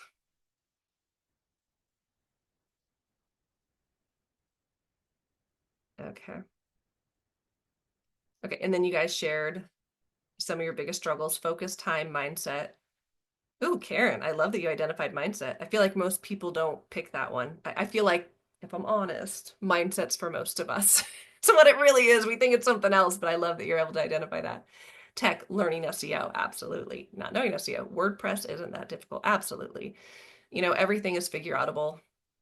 I think we get overwhelmed and we tell ourselves stories that I'm not good at tech. Remember, we talked about limiting beliefs. Those are just stories you're telling yourself. If you keep telling yourself, I can't be a blogger because I don't do tech, then you're right, you can't be a blogger. But if you tell yourself, I can learn tech, this is doable, this is figure outable, then you will do it. Okay, choosing a niche, time, don't know what I need to do, the framework. Yep, yep. Confidence, not knowing what to do. Oh, thanks guys for sharing my blogs. Outwitting the Devil is a fantastic book, one of my favorites. It's so good. There's a lot of cool history behind the book Outwitting the Devil. It was written by Napoleon Hill, and like he didn't publish it while he was alive. He's like a really cool entrepreneur from like almost 100 years ago, and his wife didn't want him to publish this book because it was too controversial. And so, anyways, he passed away. His wife still didn't publish it. She passed away, and then another family member published it, and it came out not too long ago. And it's so cool to see how when I say the bones of business are the same, the bones of business are the same no matter what you do. I mean, this is like 100 years ago, and the struggles and all the things he's talking about were it's so applicable to today, which is crazy. So, anyways, Outwitting the Devil, super weird name, but a wonderful book. Okay, okay. Here's a this is a good when I asked you guys what's your biggest thing getting in the way, this person shared, I'm tired. I'm the primary caregiver for my mom with vascular dementia and my family and my autistic family member. Yeah. I just want to recognize you as a caregiver and say thank you. I know that's a tough job. Yeah.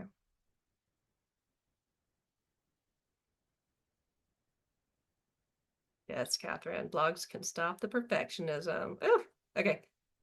Okay. Thank you, Christine, for sharing the link for the community. Okay, I think I'm to the more recent questions. So, Leslie, does the website need to be WordPress? Is it that important? So, WordPress.org is a self-hosted WordPress website. And I know I went through this fast, but that was just for lack of time because I'm like, well, honestly, are you guys going to remember all the details? Probably not. So, I do have an article on my blog, dietitiansidehustle.com, about how to build a website. And one of the benefits of a self-hosted WordPress website is that you own it. You can do a lot of things on the back end. There's things called plugins that we could use to make the website faster, more efficient, and do certain things related to search engine optimization that we can't do on other platforms like Wix, Squarespace. Those are ones that are kind of like a done for you. They tend to be a little bit easier to use, but again, you can figure out how to do any platform. So for bloggers who are making lots of money, the go-to gold standard is always WordPress.org. So a self-hosted WordPress website, you're hosting it yourself, you're paying for all the separate parts, you buy your land on the internet, your website host, you're building it on the back end of WordPress because there's just so much more that you can do. Some of these other website platforms, they're making slow websites clunky, they're not good for SEO, and like I said, people will switch from these platforms to a self-hosted WordPress website and their website speed goes up, their SEO game changes. So if what I was sharing with you guys, especially with the ad revenue and the massive traffic, you're like, yes, I want that. The gold standard is WordPress.org, not to be confused with WordPress.com. I know a lot of people will tell me, Katie, I bought WordPress, and it's WordPress.com. And I'm like, darn it, why do they have such a similar name? But again, in my community, I do have my blog builder program. You can buy the blog builder program for $97, but honestly, right now, why not get into the whole community for $49 a month or lifetime access for only $499? Okay. Awesome, awesome, awesome. Leslie, it is in US dollars. Yeah, so you have to do the math. Okay. Thank you, Marlene. So our Facebook community row, yes, it's going to be on Facebook. As of right now, I'm not planning to do school or any other platform. So I want to address this because I know some people are like, I am not on Facebook. So what I recommend is that you create an account that you don't add any friends on, you don't add any family, you don't even have to add your picture, and just solely have that account to access the Facebook group, okay? So I do understand that some people like, there's a lot of stuff behind some social media platforms, but as of right now, the community is on Facebook. So, yep. Yay, Dr. Jeanette, I'm so excited you joined. Julia, thank you so much, Katie. My son has a basketball. Oh, Julia already left. Okay, Avery, you're welcome. So you're welcome. Okay. Okay, Ro says she wants to join, but she wants to speak to me before she commits. I think Ro got off, but wait, are you on, Ro? You're still on. Did I think who left? Was that you? I'm still here. Oh, Julia said she was leaving. Okay, Ro, so we can talk. Okay, shoot me an email. Okay, thanks. Okay, okay, okay. Okay, to the meat and potatoes of the questions. So, Catherine. Oh, wait, nope, no, no. Let's see. Jennifer. This was great. Thanks. Okay, I think I see some questions. First question. I'm waiting to narrow my blog niche. It's coming, but I have blown up perfection. It's done. I need to do more. Sorry, this is a long one. I'm reading it. I need to be around more people who are like-minded. Um, I know that you will make lots of money like you. I also want the healthcare professionals making income as a result of accurate information and guidance, and emphasize accurate guidance. Always need to think about this. Calculated risk taker. Yes. And I do understand and recognize that some of you like this idea of investing in yourself and like joining the community can feel terrifying. I didn't share this piece of my story, but in 2019, I had an opportunity to learn how to do SEO from a colleague. And the program at that time was $300. And this was back in 2019. And I'm like, that's too much. I'm just going to Google it. I'm just going to do it myself. But luckily, I had a friend who she runs coffee shops. Her name's Lindsay. She is an entrepreneur. And she said, Katie, if you want to do this, you need to pay someone to learn how to do it. And I ended up investing that $300. And I was like, holy cow, if I would have done this on my own, I would have done everything wrong. Everything wrong. And then I would have been like, blogging doesn't work. And I would not be where I am now. And that's some of the reason I wanted to share my story with you guys. I mean, you guys saw I spent like $30,000 on a mastermind. That's crazy, but I'm still in Greg's world, just so you know. So I still continue to spend crazy amounts of money, but I also am living a life that I never thought was possible. The amount of flexibility that I have in my life and my schedule and the time freedom, I, gosh, there's many mornings that I wake up and I get really teary-eyed because I'm like, I can't believe this is my life. If you would have told me this in 2018 that starting a blog would lead to where I'm at now, I would have been like, you're crazy. I can't do that. And so I'm just bringing this up because I too understand. Like I was so hesitant to invest in anything because it is a lot. And I understand like times right now are tough. There's a whole reason I made the community. The community is a lower ticket way to work with me because up until now to work with me, my program started at 1,000 and go up to 15,000. So I created this community because I want to provide that encouragement, that support, what you guys need. So Catherine, I hear you about perfectionism. Um, I understand the calculated risk taker. So you take your time and you calculate and you figure out what you want to do. But if you're in the community, I would love to help you break down where you struggle with perfectionism and where you get stuck in those areas. Because once we can break down those walls, whew, I shared that little graphic. It said you versus you. That's one of the reasons behind the community is I'm going to help you guys see what you can't see in yourselves. Okay, cool. Okay, next question. My question is, with the rapidly changing landscape of AI, how do you see things like AI overviews impacting traffic and blog websites? There's of course lots of conversation around classic blogging dying, and this all has to do with AI. Thank you. So I think we answered that, Allie. If you feel like I didn't answer it, I'm happy to talk about it more, but I don't, I think that AI is a tool. AI is a tool that we're going to use. And there's different strategies. I mean, like I use Pinterest to drive traffic to my blogs in addition to Google. And there's all kinds of different strategies that we use to drive traffic. It's not just like one thing that we do. It's not one stream of income. It's not one stream of traffic. It's this beautiful blend of all of them. But Google still is the main driver of traffic to my website. Yep. Okay, is GoDaddy good or for blogging, or should I change to another site? Again, I highly recommend WordPress.org. And if you wanted to make a switch, if you already have a website, you're like, how would I do this, Katie? Again, if you're in the program, I explain it in the blog builder course. But I mentioned SiteGround. SiteGround is a website host. It's not much money. The first year, I think it's like $3 a month. You do have to pay for a full year. So it's like $35. And they will actually help you to transfer your website over to WordPress because they want your money, right?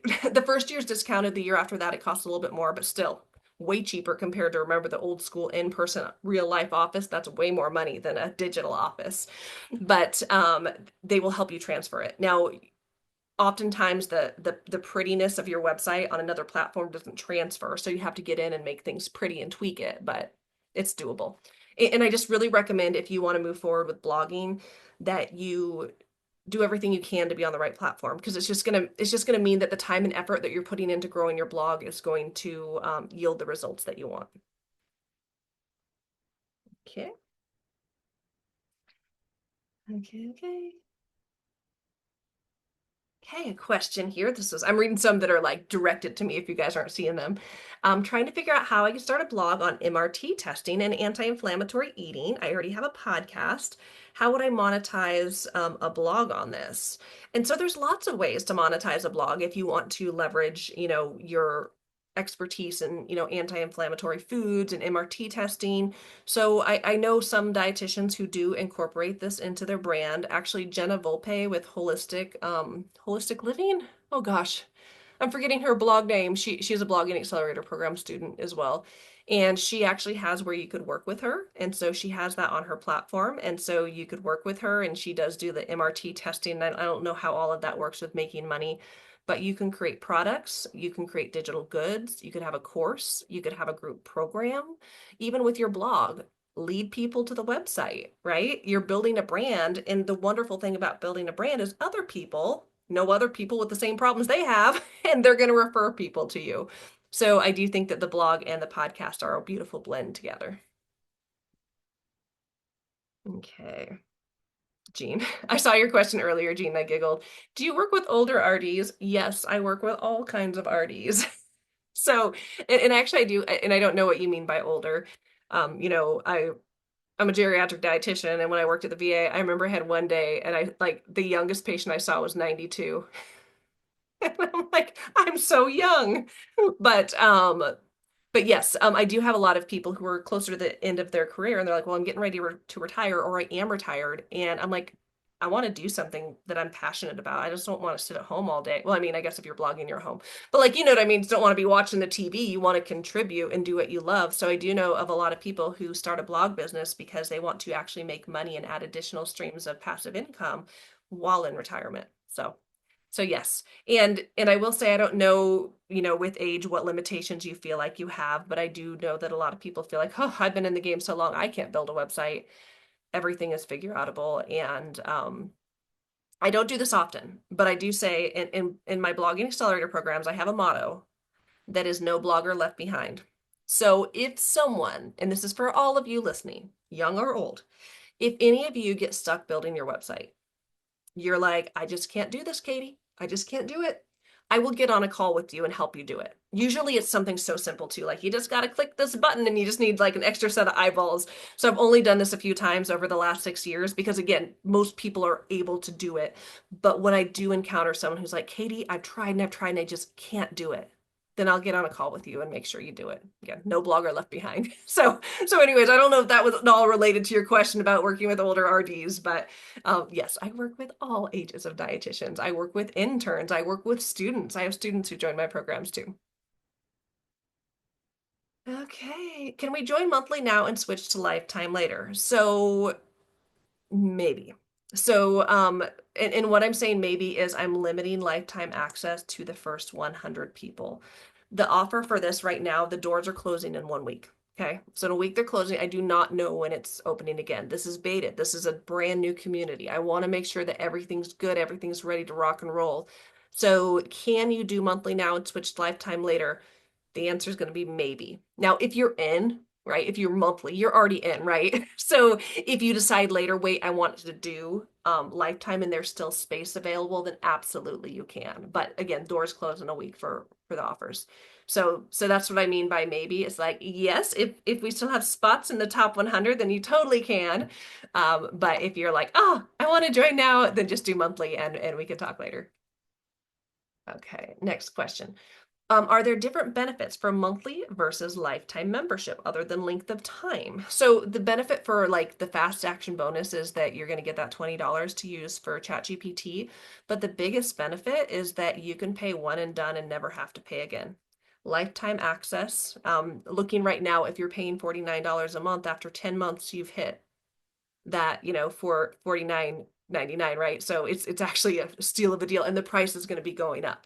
So after I fill the 100 spots, I will not be offering any lifetime access. So it's an opportunity to just pay one and done. Don't have to worry about paying again. You have access to all the current content and all the future content that I will add, and lifetime access to the community. So yeah, the difference is really about the price. You just never have to pay again, and you also get access to the support. And gosh, so the reason I'm doing this is lifetime, and I know sometimes there's that temptation of like, okay, I'm just going to join for a month. I'm going to go power through the courses.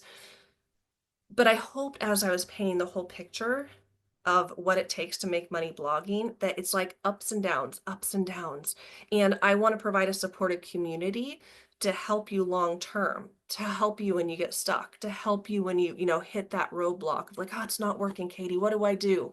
So that's why I've created the community. It's not just about that coursework, right? Some people, you know, you can join the program and not even need the coursework.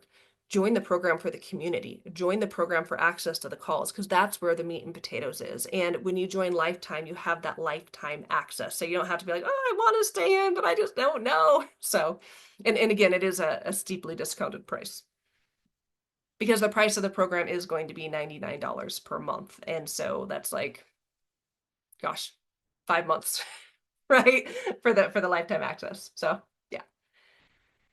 Goldie, are you still nervous speaking publicly? Oh yeah, I giggled at your questions earlier, Goldie. I hope you're still on. And did anyone think you were crazy to quit your job at the VA? No and yes. So, am I still nervous speaking publicly? So, I used to think that I couldn't do public speaking. I stumble my words. Sometimes I say the wrong thing. I could have said the wrong thing. Sometimes, like, I have a podcast called Dietitian Side Hustle. And when I started it, I was working full time. And I made a commitment that I was not going to edit that podcast. It was my practice of being imperfect. And I also thought, as other dietitians are hearing me be imperfect, it's giving them permission to be imperfect too, because done is better than perfect. So I don't edit my podcast to this date. And sometimes my brain goes blank. Sometimes I say the wrong year. Like sometimes I get really annoyed. I'm like, what just came out of my mouth? Like, what on earth? What's in here doesn't always align with what comes out. So I used to think that I couldn't do what I'm doing now. I can't do this, that other people could do it. I'm not a good speaker. But I continued to move forward with done is better than perfect and just realized that I could be my authentic self with all of my imperfectionism. So, do I get nervous to speak? Not anymore, but it's also because I've practiced a lot. I speak all the time. And the other thing I just want to add is that when I'm speaking about something that I'm passionate about, like this, I could talk all day. Our slides could have gone down. We could have had issues with tech, and I still would have been able to do the whole presentation because it's what I love and it's what I'm so passionate about. And that's when I'm talking about building a business that you love, based around your lifestyle. That's what I'm talking about. Find what you love to where it doesn't even feel like work. And when you're so passionate about it, it becomes easy to talk about it if you want to do speaking. Some of you are like, I will never speak publicly. Fine. But I really love it because I get to share with the masses things that I am so passionate about. Now, I will say sometimes when I speak about geriatric nutrition, I get a little bit nervous. And that's only because when I'm speaking more on the technical side of things, like when I'm talking about research, I need my notes. I need my notes because I don't remember I don't have the type of brain that's going to remember all the details of how many people were in that study and the results of all the data. So when I speak about geriatric nutrition, I sometimes get nervous because, you know, sometimes my brain goes blank when I'm speaking publicly. And if it's something related to like more sciencey stuff, that's harder. We're entrepreneurship. Again, I could talk about this all day long. Like we could talk all night long. And yeah, even getting ready for this webinar. So I don't know how many people we had on. We have 29 people on still. Thanks, guys.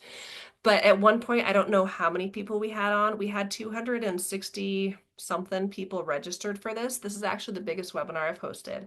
And I was thinking about it. I have not been nervous for 1 second.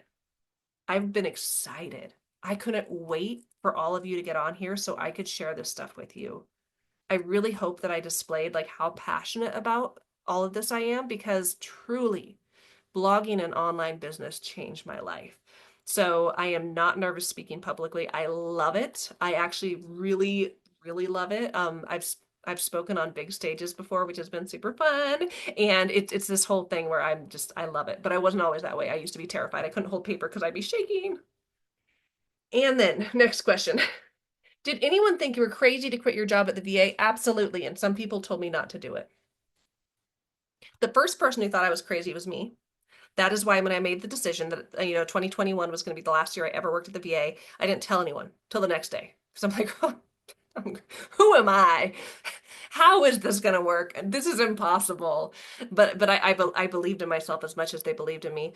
But there's something I want to talk to you guys about that I like to call the golden handcuffs. So something like the VA, it was a good job for a dietitian. I was paid really good. I had good healthcare benefits. Holy cow, amazing healthcare benefits. I had good vacation. I had a 401k match. I also had a pension. Like, who has pensions? So, one of the reasons it was so hard for me to leave that job was I felt like I needed it, right? Like, I need someone to give me a 5% match. I need a pension. I need health insurance. I need all these things. And so I was really stuck. Those golden handcuffs, it just felt so beautiful and so lovely. I couldn't leave. And so when I left, a lot of people were like, whoa, whoa, whoa, you don't leave the VA. When you get in the VA, you stay for life. Like that is not part of the plan. And so some people did question me. They encouraged me to not leave, stay with what's safe, right? Don't take the risk. And I think the thing about the big audacious dreams and goals that we all have is that we have to be careful who we share them with. Because oftentimes people who love and care about us so much, usually family, will tell them these dreams, like, I'm going to leave my job. And they're like, whoa, whoa, whoa. they're not in the right rooms. They weren't in this webinar. They weren't here when you're like hearing me talk and share my story and share other people. They're not in these rooms. They don't know what's possible. And most of us were taught work a regular job, save up your 401k, and then retire at that age. But one of the cool things about my life now is honestly I live like I'm retired. It's really cool. My parents are both retired. I'm like I have the same schedule as them. And I think of if I would have never left the VA, I think I would have hit a point of getting really burnt out because I work hot and heavy when I'm passionate about something. So I think I would have hit the point of burnout, and I don't think I would be doing what I'm doing today. But being able to leave my job, like I said, I make more money outside the VA than I made in it. Plus, I have this flexible lifestyle. I didn't share this part, but since we're all late, I just unplugged my light. Hold up. Since we're all friends now, I'll tell you a little bit of my story. Okay. Oh my gosh. You guys, okay. There we go. Not that you need my bright light, but so I hurt my back. I've never hurt my back before, and I've been in a lot of pain lately. And so I actually went to ortho this morning for any PTs who are still on. And what did I do? I have a lumbar sprain. I tore some ligaments in my lower back. It hurts to sit, it hurts to stand, it hurts to lay down, it hurts to stand up, it hurts to bend over. But I was able to get into the doctor today. I was able to rearrange some stuff on my schedule. I don't know if Catherine's on, but I had a call with Catherine. And I was like, hey, and we rescheduled our call because I have that flexibility. Got in, got diagnosed, got a treatment plan. Tomorrow morning, they said, hey, we can't get you in for a week, but tomorrow at 7:45 we can get you in. I said, yeah, I can do it because I'm an entrepreneur. I don't need to request time off. I don't need to worry about my leave balances. I have complete flexibility in my schedule. So, and even today when I got home from the doctor, my mom was here helping me with housework because you guys, I can't even pick up stuff off the ground. I spilled my kitten's cat food and I couldn't pick it up. I'm like, what's happening with my life? I definitely sympathize with people who have back pain because I've never experienced this. But when I got home, I just went with my mom and we went and got some food. We hung out, we had lunch, and went on a little walk because I'm like, I knew I was going to be sitting down for a long time with you guys. I am on a very comfortable little wedge pillow that a PT friend recommended. So I'm good for now, guys. But just, I mean, I know I'm going on a tangent here. But I just really want to emphasize like the wonder and beauty of being a full-time entrepreneur and what that means with freedom in my schedule and my time. So some people thought I was crazy, but they didn't see what I could see. They didn't believe in me the way that I believed in me and the people in my community believed in me. And they saw what happened. I just proved them wrong. So a lot of people thought I was crazy, but you know what? People will think you're crazy with your dreams. Do it anyways. Okay. Yay, Matt joined. Okay, Barbara. Okay, wait. No, other question. Oh, okay. So I'm in Greg's Platinum Mastermind. Would I do this too? So I am in Greg Todd. We talked about him. He's my coach. So I'm in his mastermind too. Absolutely. You can be in multiple programs. I think, especially if you're considering the lifetime access, you pay one and done, and you'll be in this community long term. And everything that you're learning in Greg's mastermind is just going to continue to help supplement what you're doing. So, absolutely. I actually have quite a few people in my blogging accelerator programs who are also in Greg Todd's programs or have done Greg Todd's programs before because I talk about him so highly because that man changed my life. So yes, absolutely. And send me a message on Telegram if you want to chat more. Like, just send me a message and we can chat too. And thanks for being on. Okay. Time and worried about having to write many articles. What do I write about every week? Becky answered. Becky's been in Blogging Accelerator program for a while, and Becky's really come a long way. I almost shared your website, Becky, because you have such beautiful food photography. Her niche, just to share, is all about dehydrated foods, and dehydrated dining is her blog, and she makes like homemade dehydrated recipes for like camping and hiking. It's really, really cool. So anyways, Becky shares, this is the purpose of SEO, search engine optimization. Katie will teach you a great strategy to find keywords, and you could write blog posts for a long time. You could always do more SEO keyword research later too. So yeah, I think not understanding SEO, a lot of times we think, okay, and this is exactly what I did when I started. So just so you guys know, I'm like, my blog is going to be the geriatric dietitian. And I sat down with a notebook and I wrote down bullet points of every single blog topic I could write about. Then I learned SEO, thank goodness, before I wrote any blog articles. And with SEO, it's a whole strategy of figuring out what are people actually searching online. Once we figure out what they're searching, we figure out how many people search this exact phrase every month and what are the odds that my brand new baby website could potentially rank. In the beginning of blogging, we are creating content based around what people are searching. Then over time, as we blog more and more, Google, which is the main search engine that bloggers talk about, recognizes you as a mover and a shaker. Then you start being able to write for what we call more difficult keywords. And so really in the beginning, when you're creating content, it's not necessarily like, oh, you got to come up with like, what do I write about? It's all about the strategy of SEO and understanding how to leverage that. So how many articles do you write? It's really up to you. How much time do you have? I mean, when I was working a full-time job, mom of 2 kids, doing side hustle stuff, working for other people, I was building my blog brand. My goal was 2 to 4 blog articles per month. Not crazy, right? I mean, if you have more time, of course you could grow faster, but that's the cool thing about blogging. Even if you could just write one a month, I mean, it's like one step in front of the other. It's like, what can you do with the time that you have? And you'll have seasons where like, okay, this month I was able to get out a few more. So yeah, it, it, that's what I love about blogging too. Yeah, I'm just gonna say this real quick, is that I know a lot of you are busy, full-time job, parents, significant others, kids, life's outside of all the hustle, right? And so I understand a lot of you don't have a lot of time. And that's why I love blogging because you're taking the time you have, doing it here and there where you can fit it into your schedule and creating your own brand that drives traffic, that allows you to make money online and allows you to make passive income because you hit that tipping point where you're like, oh, my blog's making money and I don't have to work a lot. So yeah, I hope that helps, Jessica. Okay. Also the book, Be Your Future Self Now, recommend it. I don't think I've read that one. Hold up. Let me write this down. Be Your Future Self Now. Thank you for the book recommendation. So I read professional development books all the time. That's why if you go to katiedodd.com, click on my Amazon storefront, you'll find pretty much every book in there I'm recommending I've read. And so anyways, I'm always looking for good books. Although sometimes lately I've got a bad habit where I'm book hopping. But also my church, we've been reading books together lately, so I've been reading more faith-based books recently. So some of the books I've been working on, I've hop shipped. Oh, there it is. I've been reading the Let Them Theory, but I paused for that. I also, since I have it right here, I started reading the YouTube formula, but I only made it like this far, and then I think I got distracted by Let Them. And but I'm always looking for good books. So if any of you guys have good professional development books, you let me know. Okay. Question, is there a time of year that you see a spike in blog traffic?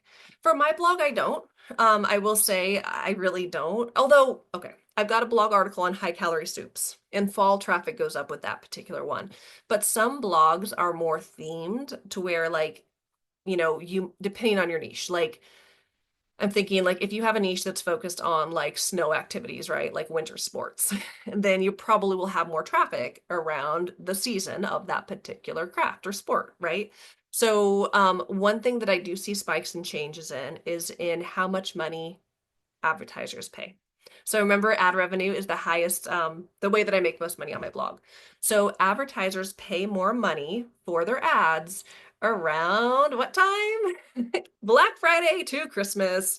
So pretty much at the end of the year, my blog is making hand over fist and money, and it is beautiful. Then January hits, and advertisers are like, "We're done," and then you see a drop in ad revenue, but it's fine. It's just ups and downs of everything in life. Um, yeah, yeah. So I guess it depends on your niche, is what I'm trying to say. For traffic. Dr. Jeanette, so glad I joined your community. So excited to start, but need to go. Okay. Yeah, I'm just so impressed. 23 of you still here. I'm gonna stay on until all of these are done. Where's the blog builder in your program again? Is it part of the program? Yes. So I guess I should have given you guys fair warning. When you sign up, you're gonna get like 8 emails from me. I'm so sorry.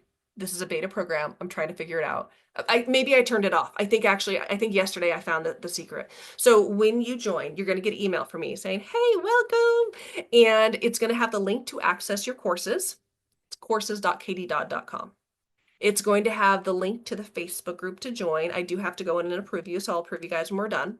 And then it has a getting started checklist. And that checklist is going to help you because I know it's like when you join the community, like there's so many moving parts. So it walks you through here's all the things that you need to do. It's also when you join, you have the BAP community is actually a course you get access to. You go in there, and the first module is a video. I think it's like 10 minutes long of me talking and explaining everything to you. So the BAP blog builder is in your course platform. So it's courses.katiedodd.com if you join. And again, it's all in there. And as we get more people joining in the Facebook group, I'll come live, I'll share stuff and make sure everyone's all on track.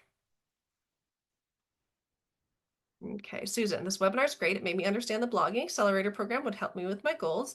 Blogging is what I want to do to help people as a dietitian who left my full-time job in 2020 because of COVID. I love to write, but need help with everything else. Sign up for lifetime program. Woohoo! Yay, Susan! I'm so excited to work with you. Are you still here or did you leave? I know. Oh, you're here, still here.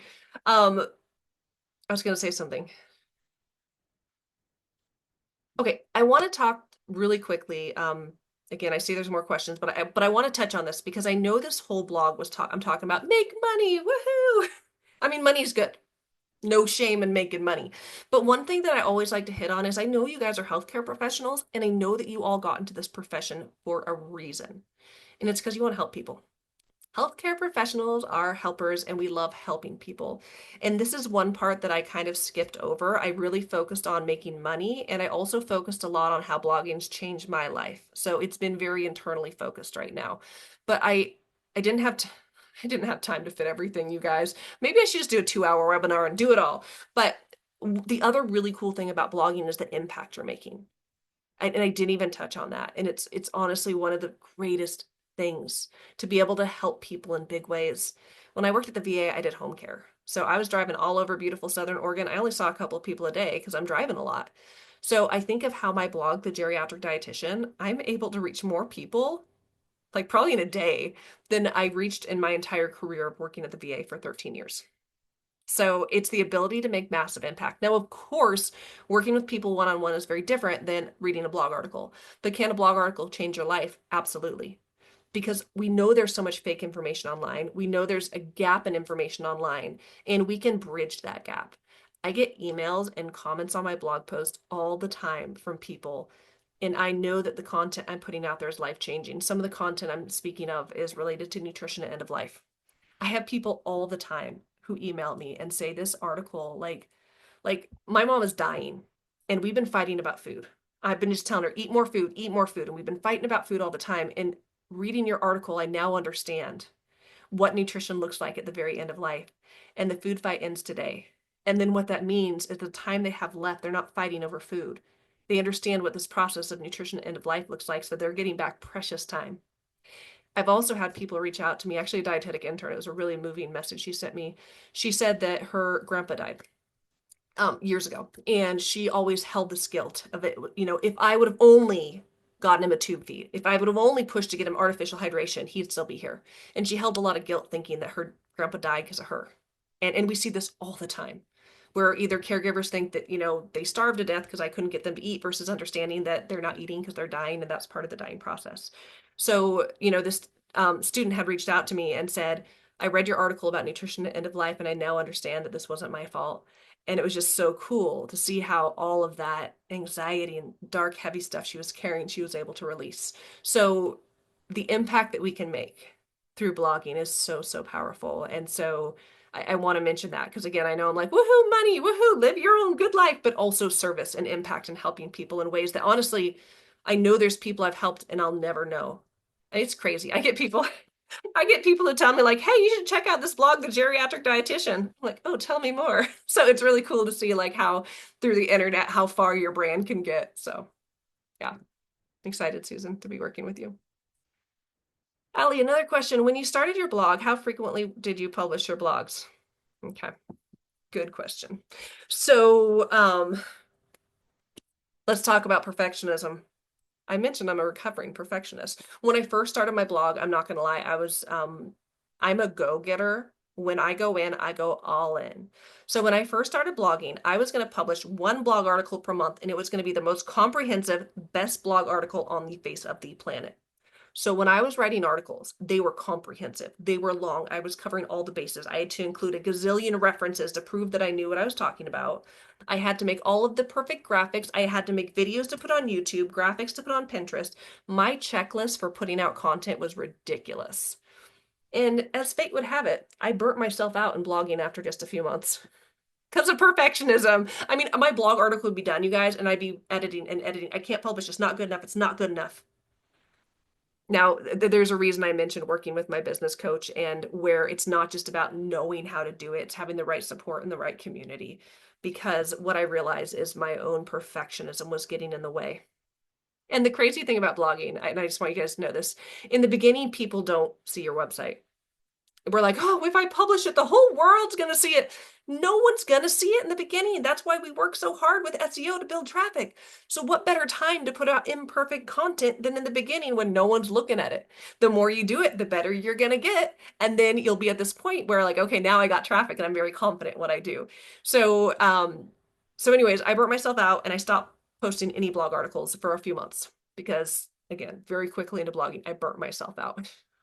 So twice this whole journey of entrepreneurship for me.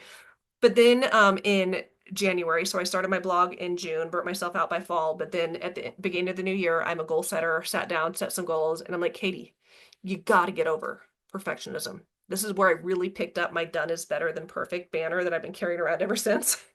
And I committed to putting out 2 to 4 articles a month, 2 to 4 good enough articles, articles that didn't have to have references, didn't have to have videos. And once the momentum started, I just continued to go and go. And there's lots of other pieces to my story. I started a volunteer program. I work with interns. So I do have other people who would be writing for the blog. And I will say, once you start seeing that spike in traffic, whew, motivation happens. And then I'm like, woohoo, can't wait to write. So anyways, that's how I wrote in the beginning. Oh,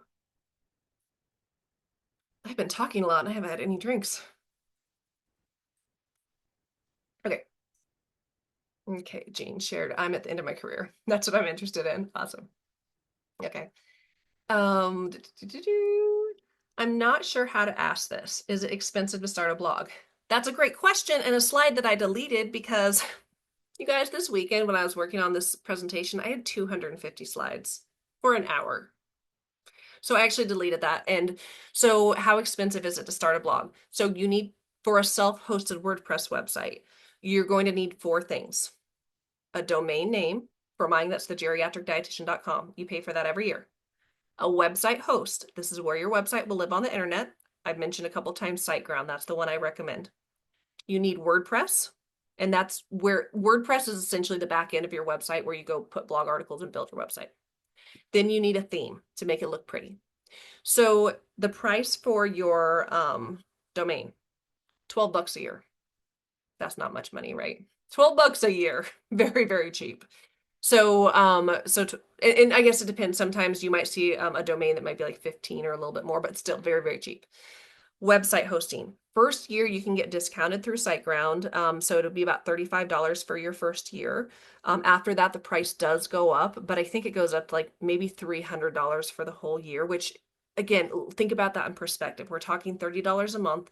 Back in the day, if you wanted an office, you had to pay for an in-person place, electricity, equipment, all the things, right? And online, your online office, like maybe $30 a month. And hopefully by a year, you're doing the work to make money, right? And then you're good. But your first year, when you first get started, when you're like, oh, I'm trying to do this on a budget, $12 for the website, about $35 for the host. WordPress is free. Astra is the theme that I recommend. It is free. There is a paid upgrade. The only difference is the features, right? Like for the free, there's limited features. So if you want to like play around with funner features, I think I forget the price. It's not too much money. It's less than $500 for lifetime for Astra Pro. Now, the first year of the geriatric dietitian, I used the free version. Once I started making money, then I was like, I'm going to invest in this one-time payment to get this pro version of Astra, but you don't have to pay for a paid theme. You could use a free theme. So your first year of blogging is going to cost you less than $50. The next year, it's going to cost a little bit more, but that's why we're going to move and shake to make sure we're growing traffic. We're being meaningful and building traffic and income streams.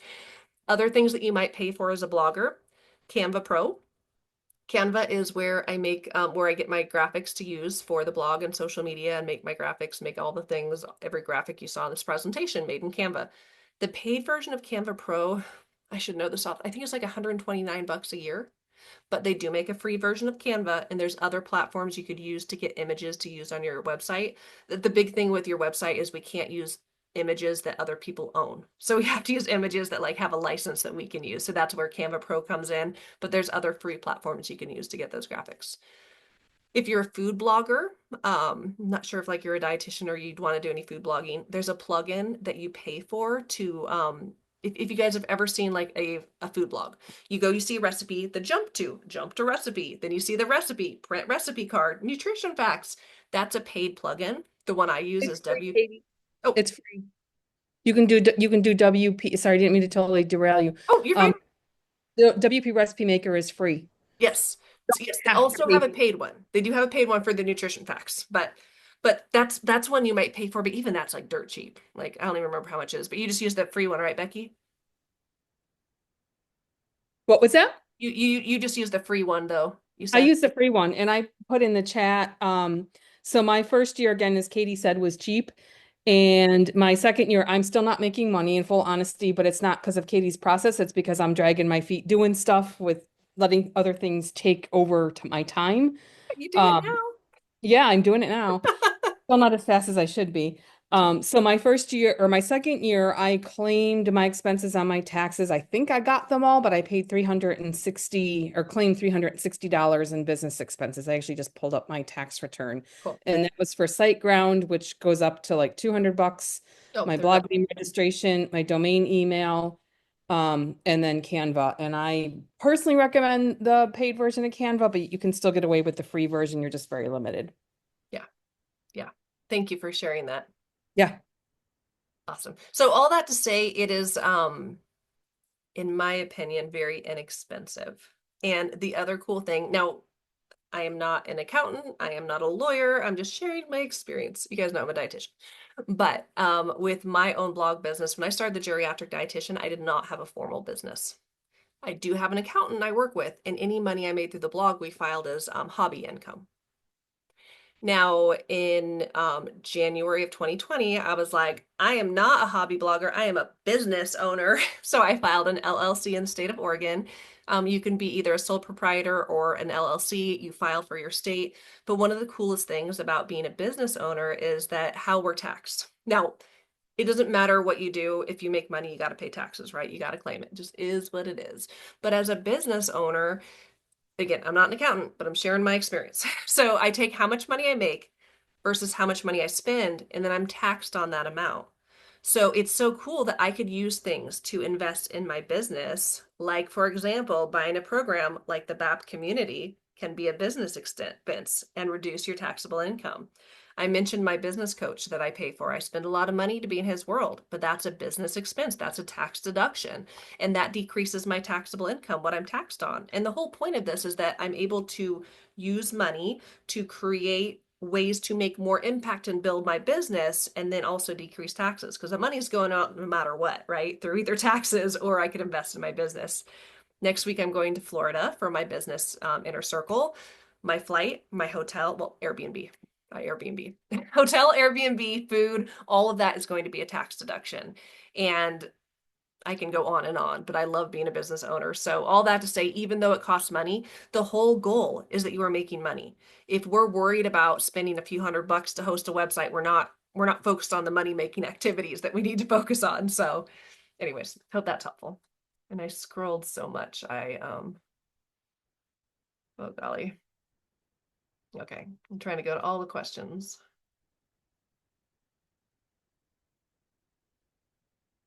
Okay. Yep. Okay. Yeah. So you are a dietitian. Cool. Online operating costs of a blog. Cool. So we kind of already answered that question. And again, how much you spend is up to you. It just depends on what you want to invest in. Like I got this computer is the coolest computer I've ever bought. I'm cheap, just so you guys know, as evidenced by the fact that I would barely buy a course when I first started, but now I'm no longer cheap, I'm strategic. So I bought this laptop. I always just buy the cheapy ones that are like junk, but this is like fast and efficient, and it's touchscreen and it flips over and I can share it this way. Anyways, it's the best laptop I've ever bought. It's a business expense. And I'm like, this is perfect. And it helps me to save time and be more efficient because it loads so fast. I don't know if you guys ever had the slow laptop that, well, it's going to be a few minutes to load, but this one's like boom, boom, boom.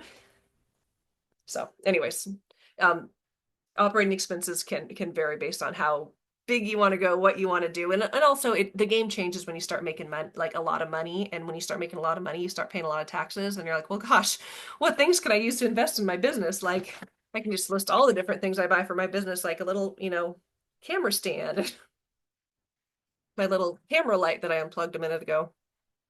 Okay. Let's see. Sorry you're in pain. Hope you feel better. Thank you. Yeah. I'm just so excited I get to see PT tomorrow. Because I'm going out of town next week, I was a little bit worried, but I just wanted to go see a physical therapist. I mean, there's probably some physical therapists still on. Like I hang out with a lot of PTs. I have a lot of PT friends. I know that I want to see someone who actually like can give me tips for my own body. I don't want to like do something to make myself worse. So I am feeling much better. And honestly, talking to you guys about this thing I'm so excited about, it's very distracting from discomfort because I actually don't feel the pain right now, which is huge. Now, once I stand up, that's a whole different story. Okay. Okay, so I see so someone messaged me, they used the wrong credit card for lifetime access because the credit card was not present and BOA declined the purchase. How do I change the credit card? Do I call the phone number to your website? Okay.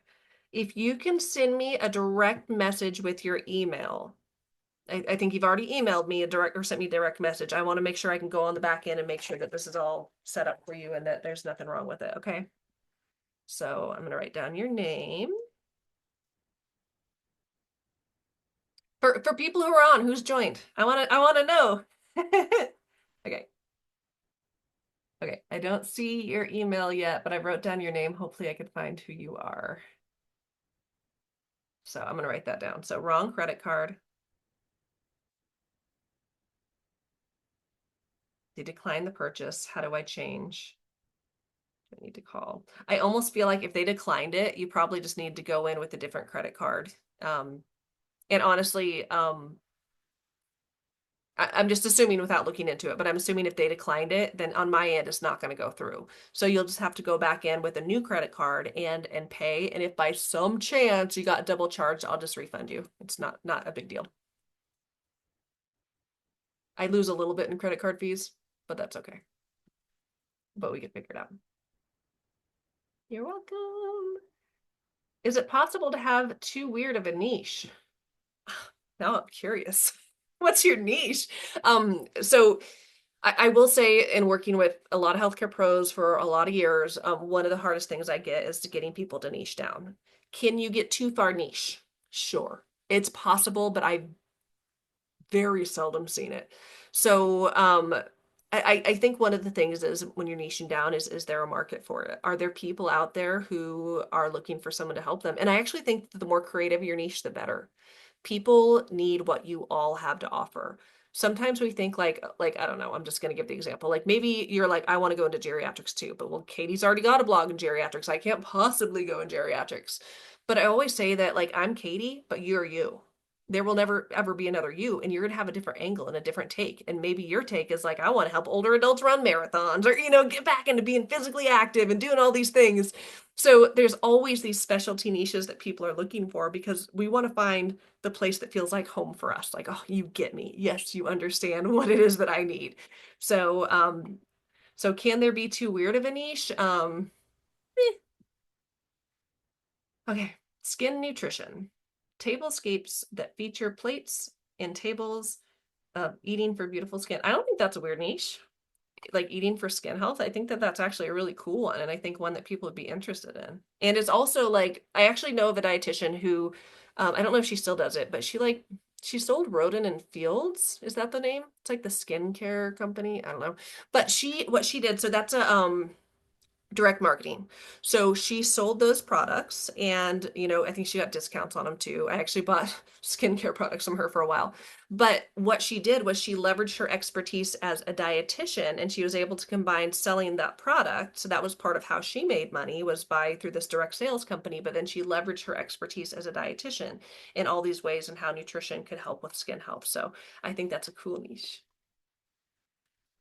Okay, people are having to go, and that's fine. If anyone has to go, you guys feel free to drop off. I've said before, I will stay on until we were done. And I just want to recognize the 16 of you, or I guess 15 because I'm 16, who are still on 2.5 hours later. You guys. Okay, we lost another one, but still, leave at any time, stay as long as you want. I'm going to answer all these questions, okay? Okay. Okay. Okay. So Susan, you went on your bank website. It's good now. Perfect. Yay. I'm excited to work with you. Jessica, will your program include putting people in groups or having a mentor or accountability partner, like someone just starting out will be paired with someone ahead, or should they just reach out for help in general? As of right now, we don't have that plan, but I think that'd be a cool idea. I mean, that's something we could incorporate in the community. Like, like we could put like a post where someone could get teamed up with an accountability partner and people can connect together. So I think that's a great idea. I'm in, so my business coach, Greg Todd, he has this platinum mastermind, and a few of us kind of get together and support and encourage each other. So we're all in this community. We're in the big community, but then we kind of form like you can form little groups within the community. So absolutely something we could do. And again, this is a beta. That's why I'm doing this crazy discount for y'all, because this is the first time I'm doing it. So you guys are going to be with me as we're kind of going through like, okay, how's this working? What do we need to tweak? What do we need to pivot? So yeah, that might be something that we add. Awesome. Okay. So if I have a website, will I need WordPress as well to link it to my website? So when you create your website, I recommend buying your domain name. I do recommend Namecheap. There's so many places you could buy from. And I want to emphasize this. If you already bought a website, it doesn't really matter where you buy it from. I've just found like it gets too confusing if I tell you, you can buy a domain here, here, here, and here. And I just find it's easier if I say, here is the path, this. Of course, you could do like other places, but it's just simpler. So Namecheap is the one that I do recommend for buying a domain if you do not have one. Then you go buy your website host, which I do recommend SiteGround. That's what I built all my blogs on. Their customer service is phenomenal. There were many times I thought I broke the internet, and it turns out I didn't. They just had to like do one click of the button and fix everything.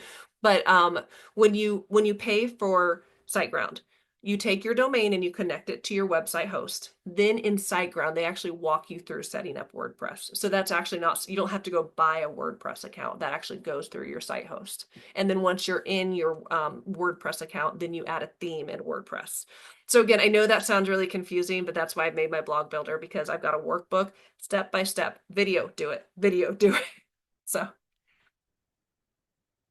okay. Thank you, Becky, again for sharing your prices and what you've paid. Business registration gets more expensive. I paid around $500 to register my LLC and my doing business as name. So my goal this year is to completely cover my expenses, hopefully make more. Yeah, Becky, higher goals. We're not going to just have you cover your expenses. We're going to have you make money blogging this year, okay? Okay. And I will say, because there's lots of questions about how to like file your business, you can go to your state website. I live in Oregon, and they walk you through how to do it. You could also pay for a platform like LegalZoom. I chose to hire a lawyer. It cost me like $500, but they made my life so easy. And they filed for me. They did my articles of organization. They got my EIN, my employee identification number. Like they just made my life so easy. So for me, it was a worthwhile expense. But if anyone's thinking about like forming an official business, and the price varies based on where you live. I don't remember how much it was to start a business here in Oregon, but you do have to pay that expense every year, and mine's like $100. It's dirt cheap. Now here, California is a lot more money, but again, the goal is let's be making more money so that way, we can gladly make those investments. Okay, most blogs are once a month. Yeah, good answer, Becky. As much time as permits. I would say one a month minimum. And the reason I recommend that is it could be so easy. And I'm sure you guys can relate to this in some way. Like, can we just acknowledge that it's almost June? Wasn't it just New Year's? Time goes so fast. And so the reason I recommend blogging at least monthly, if you take a break, you will blink and you haven't blogged in 6 months. So that's why I always say at least blog once a month. 2 to 4 was my goal. If you could do one a week, awesome. If you could only do one, that's okay. Slow and steady wins the race too, right? So yes, you can blog. I would say monthly is a minimum. But again, I know all of you have different situations. Some of you are like, well, gosh, I actually don't have to work a job. I'm good. I can just build this now. Some of you are like, I work 2 jobs and I only have a few hours a week. It's okay. You can do that too.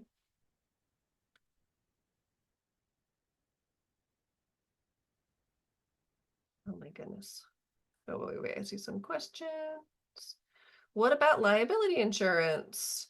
Okay, so the question about liability insurance, there's a few things to share about this. So if you are working with clients, 100% get liability insurance. So like for dietitians, the Academy has pro liability. I don't work with clients.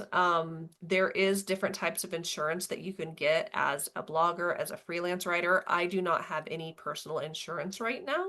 I feel like with insurance, it's all about the rules and the laws, right? If I was working with clients, 100% I need to have insurance, right, to work with clients.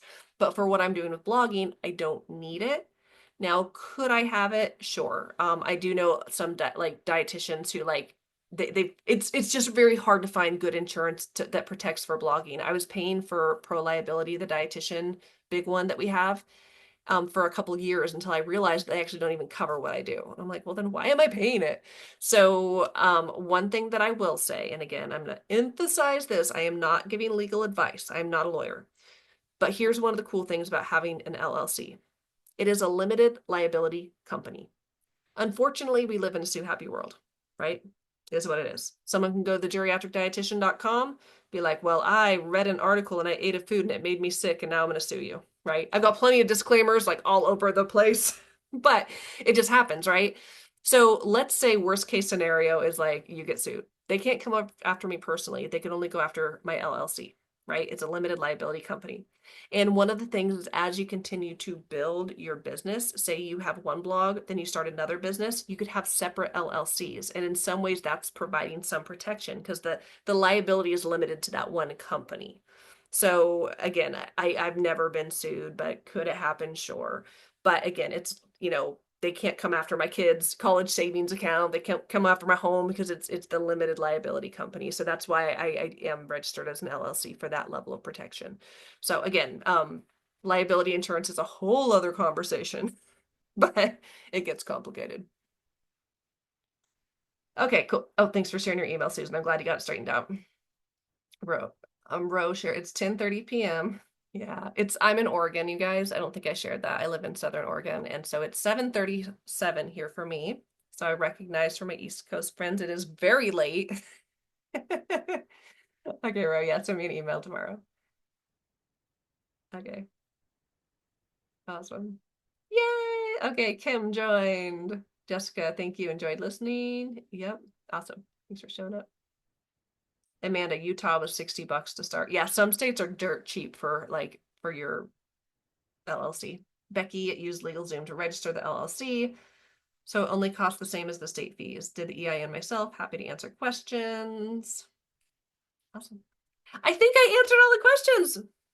Does anyone else have any questions before we end today?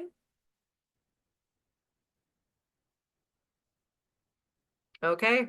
Well, shout out to the 11 of you who have hung out for 2 hours and 40 minutes. It's been fun hanging out with you guys. And I really am excited for those of you who are going to move forward with the program. For those of you who are on the fence, shoot me an email. There's a whole week until doors close. So I am so excited for those of you that I'm going to work with. And I hope that all of you got so much value out of this webinar, that you're seeing what's possible and that you're feeling inspired and motivated to start building your own blog business. So thanks for joining me. It's going to take me a lot of minutes to download an almost 3-hour Zoom.